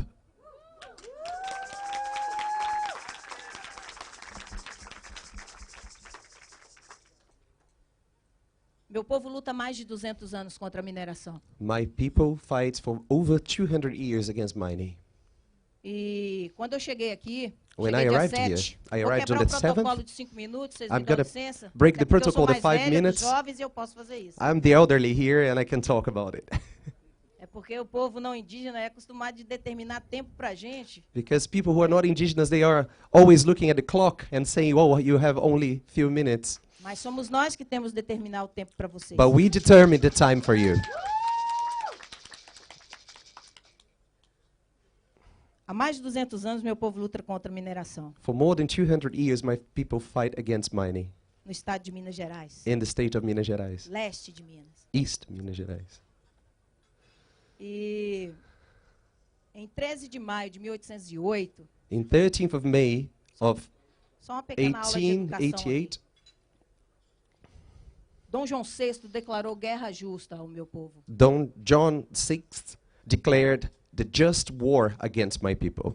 Guerra justa ao povo botocudo. Just war, the fair war against my people. Botocudo é um nome pejorativo e eu detesto. Botocudo was how they called my people, and I hate. It's a pejorative kind of addressing my people. Eu gosto de ser chamada de Borum. I like to be called Borum. Repitam comigo. Repeat with me. Borum. Borum. Borum significa a essência do ser humano. Borum means the essence of the human being. E nós fomos o único povo que conseguimos processar a Companhia Vale de Mineração. And we were the only people that managed to sue the Vale do Rio Doce, the mining company. E nas 3 instâncias jurídicas nós conseguimos provar que o rio tem espiritualidade. And in the free litigation process that we went through, we managed to prove that the river has spirit. E como se não bastasse o crime de Mariana, And the crime of Mariana that happened in our land, teve o crime de Brumadinho, there was also the crime of Brumadinho matando mais de 200 pessoas. that killed more than 200 people. Mas e aí? But then, Todo mundo só fala de um único bioma. everyone's talking about one biome. Então, já que vocês estão aqui trazendo muitos dados, So as you're here bringing lots of data and information, uma inteligência política voltada para a questão ambiental, a political intelligence for for environmental policy, por favor, please comecem a trabalhar a sua nascente, please start working the beaming of your river, a nascente que nasce dentro de você. the river that is born within you. E se eu perguntar onde nasce a tua nascente, And if I ask you where your river is born, todo mundo, muitas das pessoas respondem, é meu coração. lots of people say it's my heart. Uau! Now, A nascente, a sua nascente, your river starts. assim como eu aprendi com os meus pais, os meus anciões, That's what I learned from the elderly, from my sua ancestors. nascente nasce aqui, ó. Your river is born here. Porque essa nascente, ela alimenta o seu rio que desce, Because your river goes down. alimenta a sua visão, It feeds your eyes, your vision, alimenta a sua fala your speech, your mouth, e alimenta a sua terra, and feeds your earth, your soil. que é o teu coração. That is your heart. E à medida que essa nascente seca, And when this river gets dry, você se torna um ser humano individualista you become a very selfish human being. e só pensa em você And you only think about yourself. e não pensa no And coletivo. you don't think about the collective. E aí acontecem essas desgraças ambientais And that's what happens when we see, these disasters, environmental disasters. e as pessoas não entendem o porquê. And people don't understand why. Então, ser humano, o porquê é que a sua nascente está ficando seca. So why human beings? Because your river is getting dry. Eu honro toda a juventude I honor all the youth que fala por mim. that speaks through me. Eu honro todas as mulheres do meu país. I honor all the women in my country. Eu honro todas as mulheres do mundo inteiro. I honor all the women in the whole world. Porque o chamado da terra foi feito para nós, mulheres. Because the call of the earth was made for us women.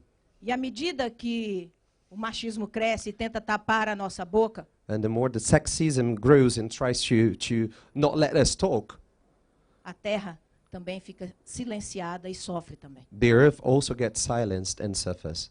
Até porque a humanidade Because humanity veio do útero de uma mulher. was born in the belly of one woman. E nós merecemos respeito. And we deserve respect.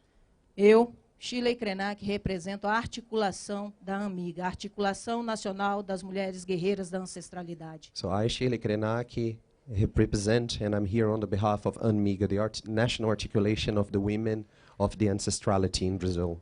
E eu espero, Warriors. do fundo do meu coração, And I hope, from the bottom of my heart, que todos os países do mundo e os meios de comunicação that all the countries in the world and the media vehicles comecem a refazer start to remake o seu processo de fala, their process of o speech, seu processo de escrita the process of writing, e o seu processo político de pensamento global. and the way of thinking globally and politically. E a partir de hoje, And from today, falem de todos os biomas, talk about every biome. porque em todos os biomas existem povos indígenas. Because in every biome there are indigenous people. E nós merecemos respeito. And we deserve respect. Em nome do povo Krenak So in the name of e Krenaki de people todos os povos do Brasil, and all of the indigenous people of Brazil, muito obrigado. thank you very much. Ereré.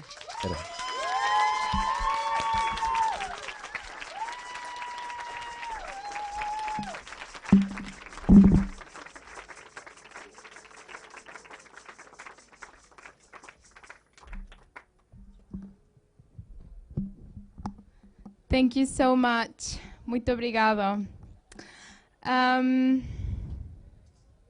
Wow. That was very powerful. Okay, so we're going to continue with a youth panel. It's a listening session, and I know we're a bit over time. But as we were saying about the importance of listening to Indigenous people, so let's honor that. And I am, could someone maybe help me like put up the chairs? Just to, yeah. I think 1, 2, 3, 4, 5, 6. No, it's fine. Yeah.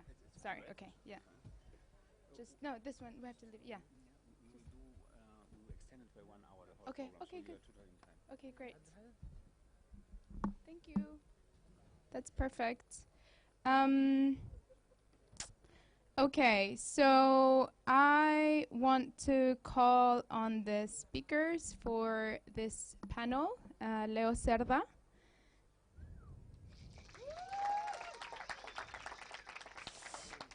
Donde quieras. Leo Cerda is Quechua from Ecuador, and they will present themselves more in detail in a little bit. Iskukua, please, from the Yawanawa in Brazil.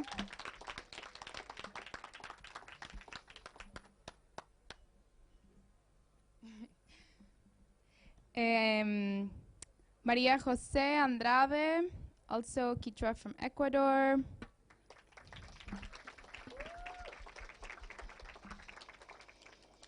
Taili Terena from the Terena people in Brazil.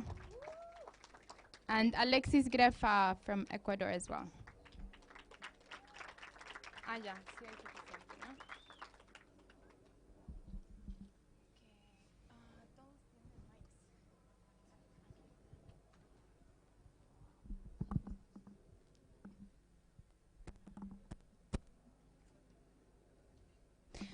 So we're going to have about 50 minutes of a listening session, and then, yeah, well, we're going to have maybe 10, 15 minutes of questions or reflections from all of you. And, well, the reason that we created this listening session is because as our communities and territories are being attacked by extractive industries, Indigenous youth are stepping up in leadership and creating solutions and resistance in their own communities. And every community, every territory has its own reality and different threats, different approaches. And you know, they're demanding land back, they're demanding rights, they are creating solutions. So basically, I wanted you all to have the opportunity to listen directly from the people that are on the front lines, the people that are on the ground, that are creating solutions on the ground, and that also some of them, and especially those who are back home, are under attack and are under risk and have received threats. So I also just ask everyone to be mindful of that these are real stories, these are real experiences, and it might seem like very far away for some of you, but these are lived experiences. So just to be mindful of that. I'm going to ask everyone to introduce themselves and to share about where they come from, to share about what they are doing, what solutions they are proposing, and how people like you here and allies and friends can support their solutions and their initiatives. So I would like to start with Isku. If you could start sharing who you are, where you come from, and the initiatives that you are creating in your territory.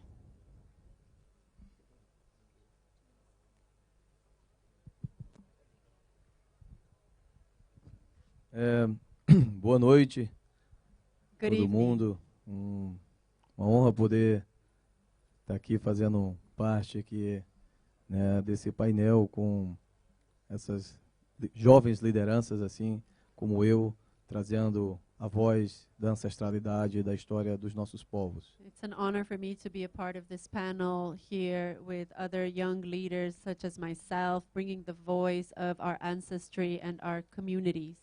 Eu me chamo Skunkuá, sou do povo Yawanawá, da Amazônia Acreana, Sou liderança de uma comunidade chamada Aldeia Nova Esperança. My name is Iskunkuwa. I am a leader of the Yawanawa people in the Brazilian Amazon in the state of Acre. I am the chief of my village, my community called Nova Esperança. E, bom, vou tentar ser breve, tentar resumir um pouco da história, né, do meu povo, da minha família, do trabalho que eu venho executando junto também com meus parentes, a família Yawanawa, hoje dentro do nosso território. So I'm going to try and be brief and tell a little bit of the story of my people and the work that I've been doing together with my family in our communities, in our territory. O meu povo, assim como todos os nossos povos aqui, é de um tempo onde não se existia limites aos nossos territórios. Tudo, a terra que os nossos olhos podiam alcançar, podia pisar, eram nossos territórios. So my people, and I believe all of us here today, the speakers here on this panel, work from a time before limits existed within our territories, that all of the forest where we walked on was all a part of our land, our territory.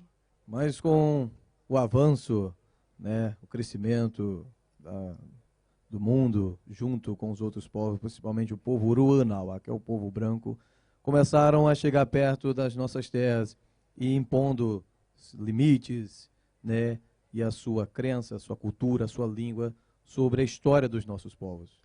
But over time, with the growth of the people that we call Ruanawa, the non-indigenous people, they started to approach our territories and with this impose their own limits and their beliefs onto us and to our people and our territories.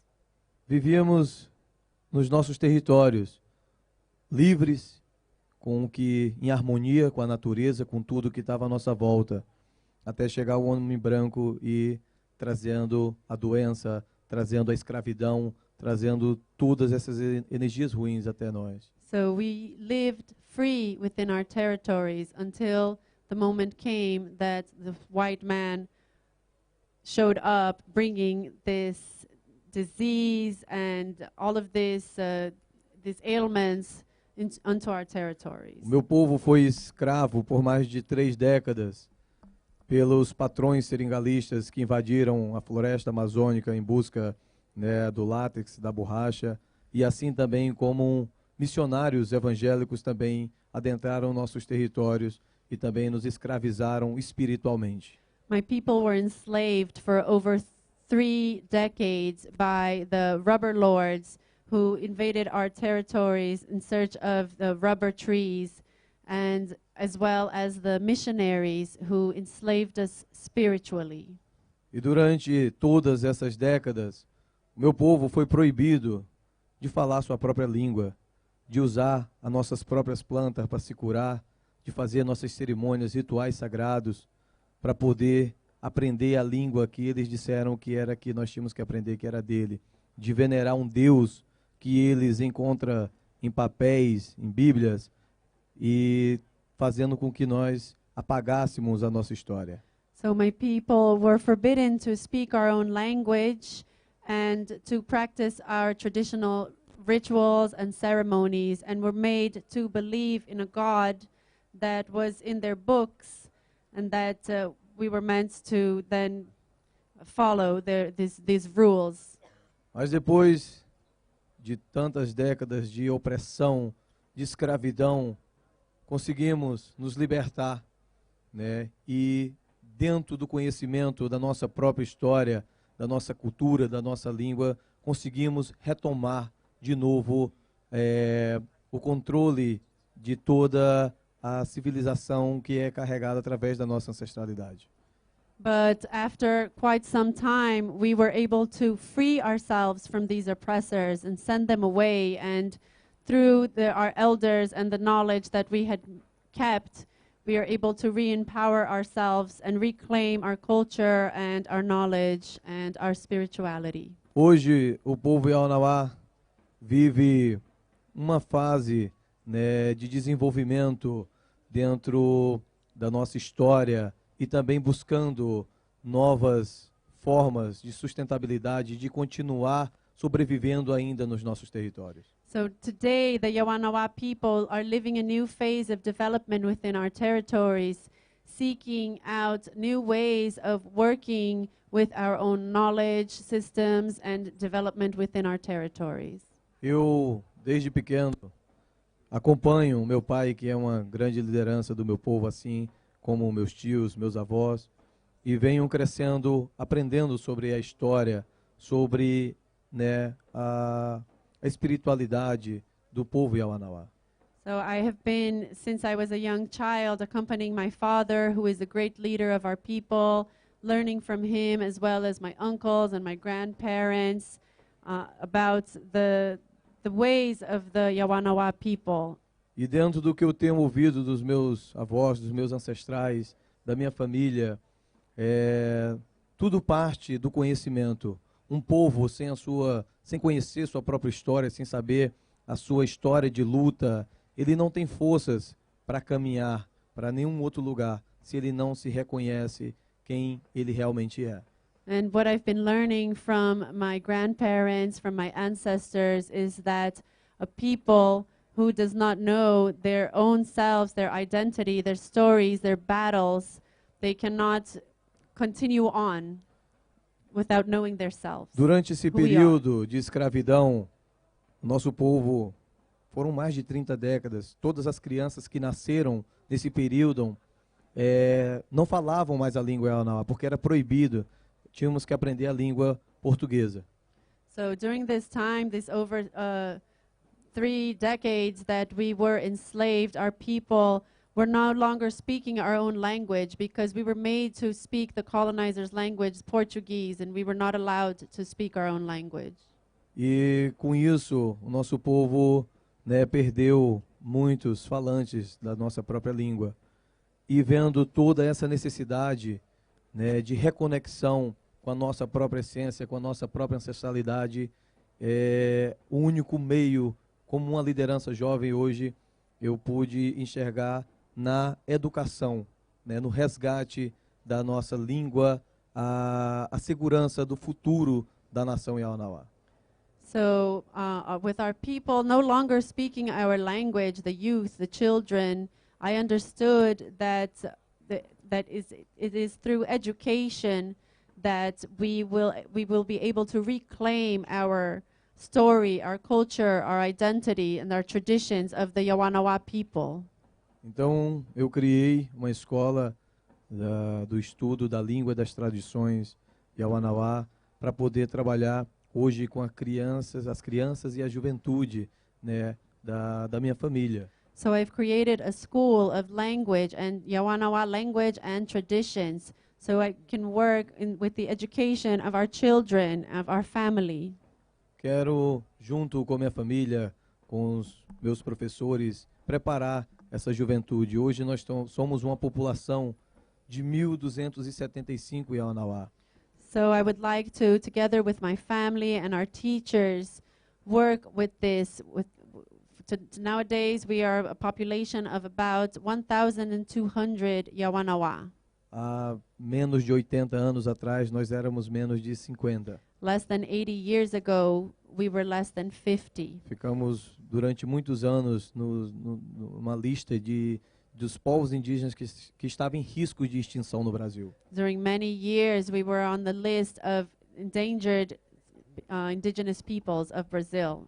Hoje somos 1.275 Yawanawa e temos apenas 32 falantes da nossa própria língua. Today we are 1,275 Yawanawa people, but we have only 32 speakers of our Yawanawa language. Como eu posso dormir bem, seguro, sabendo que em cerca de 20, 15, 30 anos, talvez o meu povo não tenha mais a própria língua? How can I sleep well and safe, knowing that perhaps in another 15, 30 years, we may have lost our language? Como as próximas gerações Yawanawa vão viajar pelo mundo, vir falar sobre a sua própria história, se eles a perderem? How will the next generations travel the world without knowing their own language? Hoje, né, somos muitas nações indígenas no Brasil e fora dela, em todo lugar do mundo, cada um com a sua particularidade, com a sua história, mas ao mesmo tempo estamos todos conectados pela necessidade, né, de sobreviver. Nowadays, we are hundreds of indigenous nations in Brazil, and each one of us connected through our stories and with the need for survival. E é essa necessidade que nos conecta, que faz a gente se fortalecer e entender o sentido de unificar, de fazer, né, que todos esses trabalhos aconteçam juntos, fortalecendo uns aos outros. And it's this what connects us and unifies us, understanding this need to work on what it is that brings us all together. Então é como minha parente Krenak falou, não se pode deixar essa fonte do conhecimento secar dentro do nosso espírito, dentro do nosso corpo. So it's like my Krenaki relative said, we must not allow this fountain of knowledge to dry within our people, our spirits. E hoje, junto com minha família, eu estou trabalhando para que essa fonte não seque, ensinando esses jovens, essas crianças a conhecer a sua própria história através da sua língua, para que elas não se percam num futuro próximo. So nowadays I'm working within my people and my family and my community for this fountain to not go dry, teaching our family, teaching our children about our own selves, our identity, so that we may continue on. Então é a educação, o conhecimento, independente da sua língua, da sua história, é que vai, né, te levar para qualquer lugar do mundo que você queira ir. Mas você precisa entender quem você é, So de onde você vem. Through education and knowledge, it doesn't matter who you are, where you come from. This is how you will be able to continue on understanding who you are and where you're coming from. Então eu me sinto muito honrado por poder compartilhar um pouco da história, né, da minha família e esse trabalho através da educação que hoje a gente vem fazendo para poder, né, mantermos vivo a nossa história, a nossa ancestralidade, a nossa espiritualidade acima de qualquer coisa. So it's an honor for me to come here and share a little bit with all of you about the work that I've been doing to keep our people, our story, our ancestry alive. Apesar de ser muito jovem, tenho uma responsabilidade muito grande perante ao meu povo, principalmente perante a comunidade a qual lidero. Por 85% da população da aldeia Nova Esperança hoje são jovens e crianças.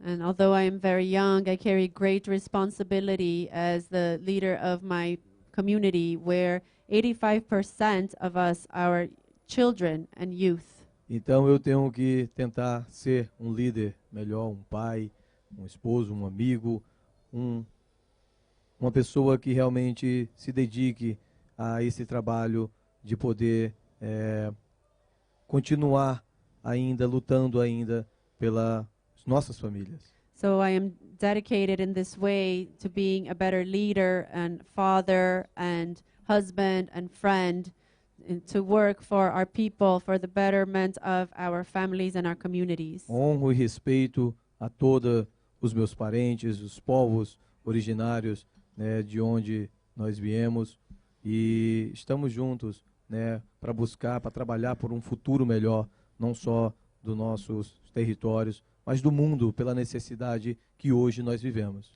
So I honor and respect my relatives here, and want to say that we are together in this fight for a better community, for a better world, not just for our communities, but for the world. É muito a ser compartilhado, mas precisaríamos de muitas e muitas noites para podermos expressar, compartilhar o conhecimento, a história que cada povo tem aqui em cima dessa terra. There's much to be shared, but we would need many more days in order to speak of all of the knowledge that our peoples have here on this earth. Mas já demos um primeiro passo, isso é muito importante. But it's a first step, and this is very important. E isso é o começo, ou talvez a continuidade, né, de uma grande mudança que essa juventude hoje, que está se despertando para a necessidade hoje do planeta, vai trabalhar para toda a humanidade. this is just the beginning, or perhaps the continuation of what the work that this youth present here today is doing to awaken a new time of change for all of humanity. Obrigado. Thank you.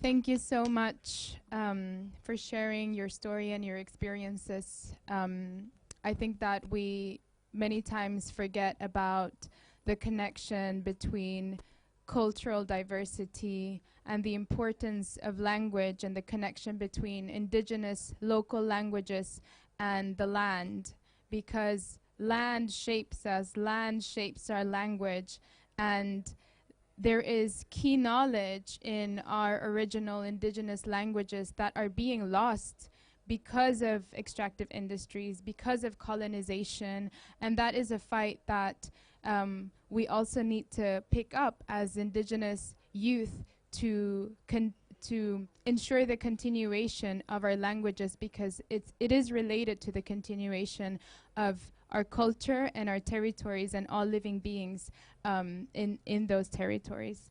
Taili,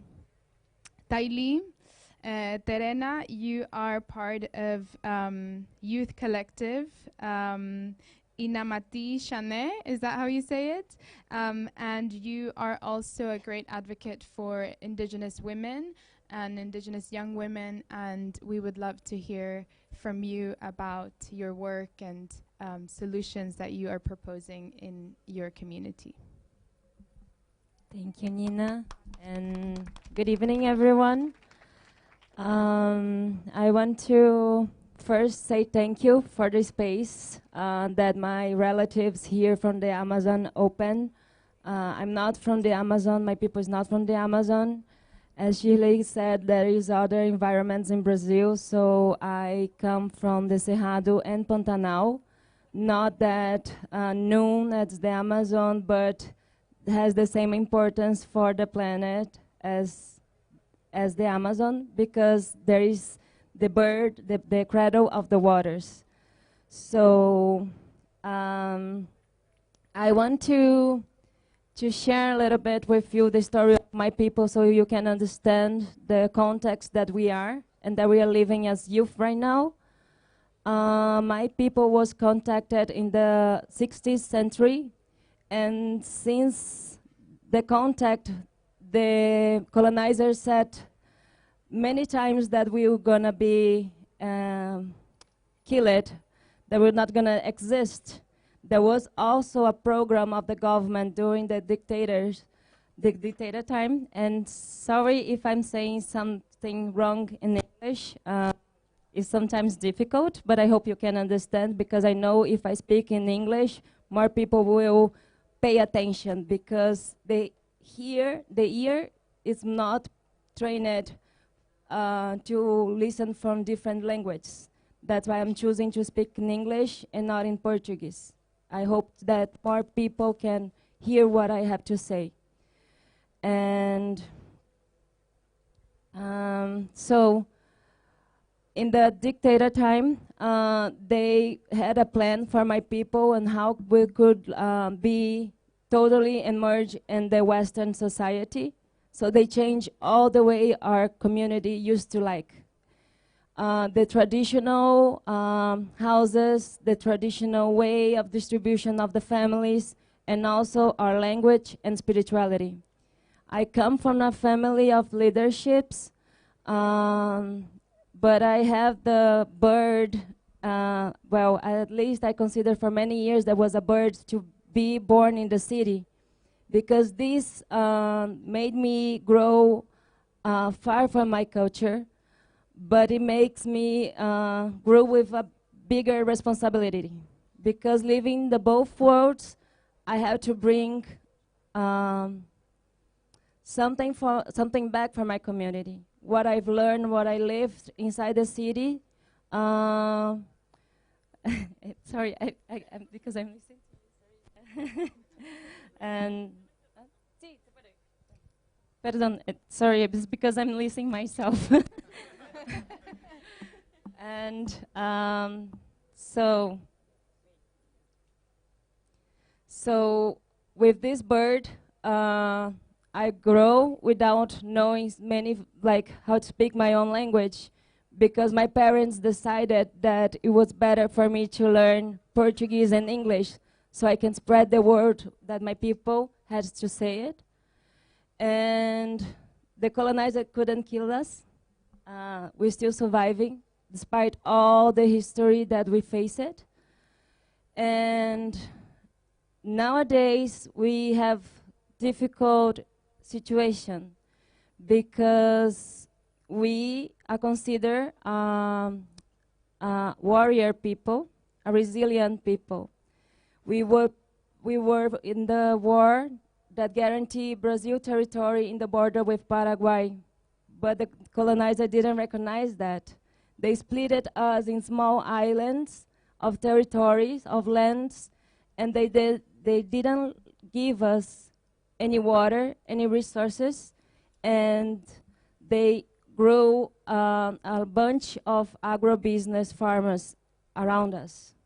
This made us, and especially our men, to move from the communities, to work, to have money, and then to come back.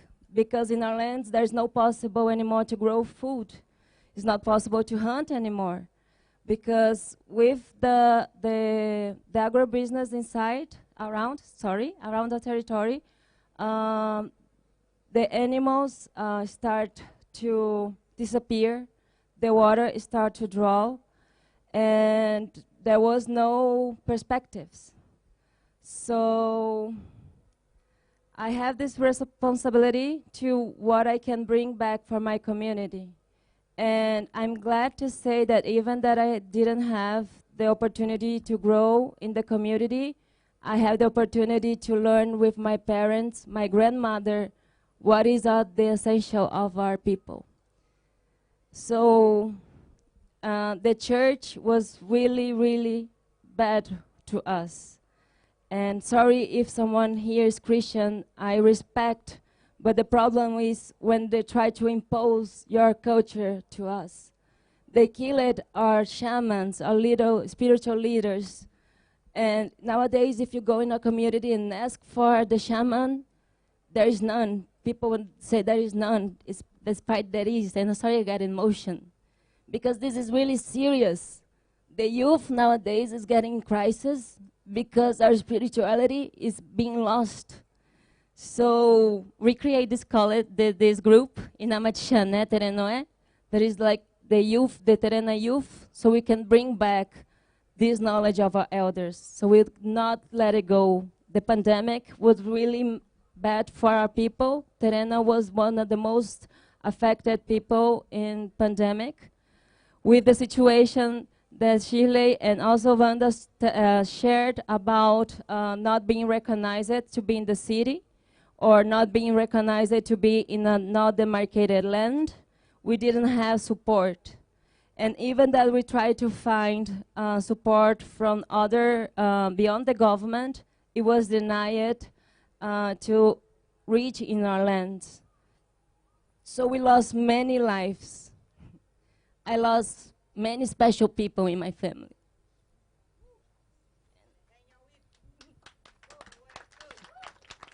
And I know I am emotional because before I got in, I felt that they were here with me. I lost my uncle, I lost my grandmother, and they were the ones that always said to me that I was in the city because I had a mission.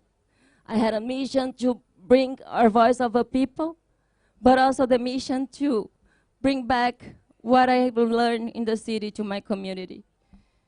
And with this collective, we understand how is the importance of the youth to keep our tradition alive. How it's important for us to listen our elders, to maintain alive our ancestors.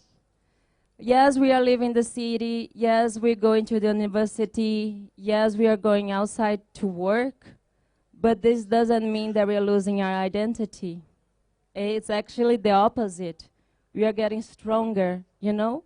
Because when we understand who we are, it's not upon the other to decide it, who I am, who,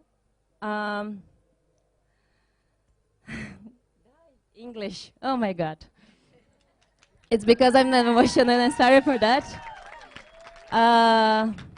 So our collective is working to create possibilities for the youth that for many, many years it was denied. We didn't have the chance to reproduce our dances, and I'm really glad that I'm here with my partner. There is a traditional chief for our dance. He's also a youth, and we are together in the collective, in the group of the youth in Amatichana. We also use the communication because nowadays we understand that these cameras is a powerful tool we keep our knowledge, but also to spread the fight that we are facing in our territory. As I said, our territories were divided in small islands, and this year we completed 10 years that we are reclaiming our lands back, so we call it retomadas.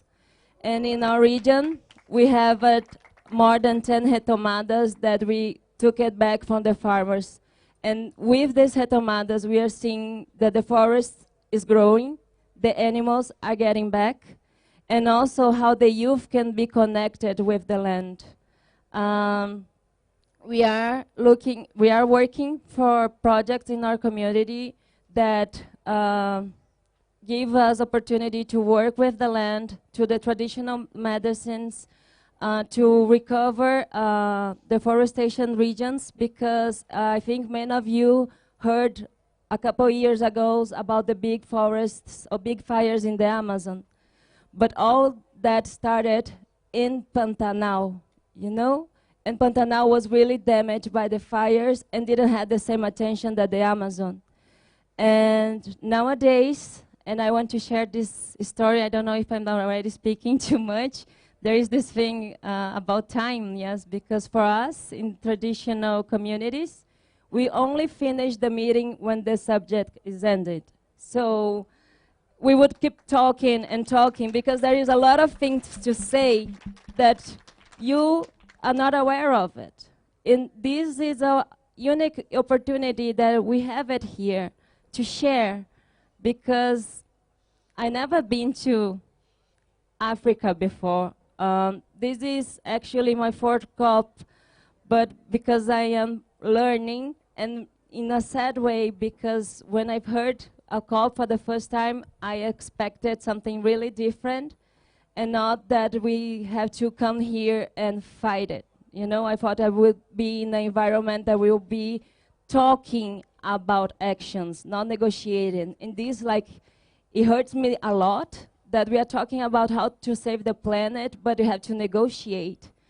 So, to finish, I think, and then we maybe can talk later, I want to bring the story, and this is the project that now our group is focused on, is to recover a lagoon, and, well, how can I say, where the water, no, where it's burned? No.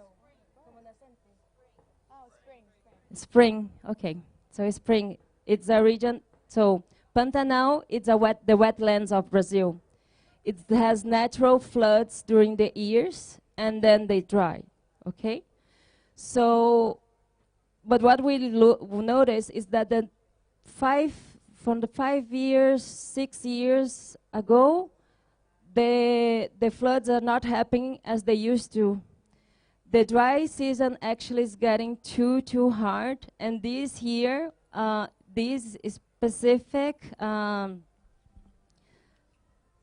spring, this is specific spring, we saw that is really, really dry, and actually we could see a lot of dead fishes. Like the water couldn't reach here in a place that we used to swim, like really go deeper in the water.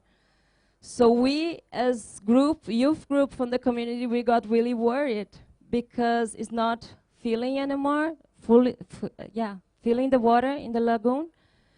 And so we went to the elders to hear from them what they know about that. And because of the religion, as I said, the Protestants went to our communities long time ago, and they killed our shamans. So those stories are like hidden for us, the youth. So in that kind of way, the elders to protect us, so we would not face the same things that they suffer. But we keep trying, and as a secret, they tell us the stories. So there is the spirit of the water, Enone, that lives in this spring. And they used to say that Enone, to time, so when the rain season comes, she would travel to other rivers, to other lagoons. Like every time that the rain comes, she would fly away with the wind, you know? But when the dry season started to get really hard, Enone could not find the way back. It was every time getting more difficult to find the way back. And now they say that Enone is really hurt and sad with us. But not us as Terena people, with the humanity. She's now hiding herself to protect herself. And Enone is a spirit that guides and protected me. And for many years I didn't understand that. I just have confusions, spiritual things going on, because I didn't have the shaman to guide me. So I have to learn with my own dreams, with my own intuitions, and through the stories that they told us as secret.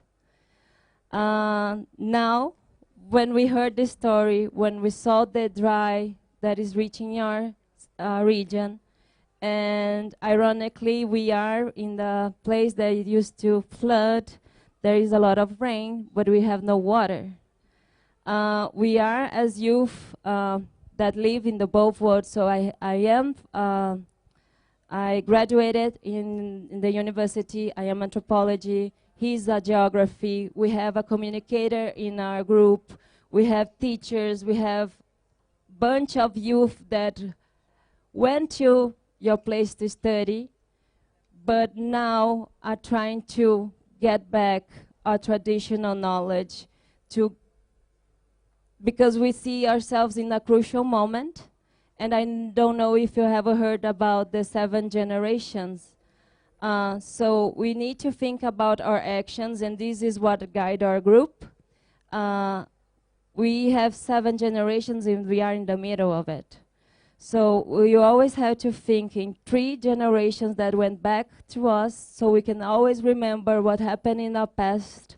So we not forget what our people faced, what they fought for, and what is the knowledge that guide our people. But we also have to think for 3 generations beyond. So how are we gonna give and lead the planet for them? And through this knowledge, through this idea, and through this perspective, Inamachishane was created. We don't have sponsors, unfortunately, because there is sometimes many opportunities for people in the Amazon, but we cannot apply for those opportunities because we are not in that region. And we face a lot of problems to get some funds, but even that we didn't have any, we decided to create the group because we see the importance and the responsibility that we have it. So I want to say thank you for the space for the moment, and also because you're hearing, and I hope these words not only get in your, as Shirley said, in your heart, like here, but also in your spirit. And I would say spirit like this, not because of the heart, but because for us, when you talk, you have to talk to the others so you can feel it in your spirit. Because if you only hit your mind, and you know your people, it's really racial, like rational? Rational, thank you. thank you. And this is collective work. Yeah, and I want to say thank you for your kind and your listening. Yes. Ay na po yakwe.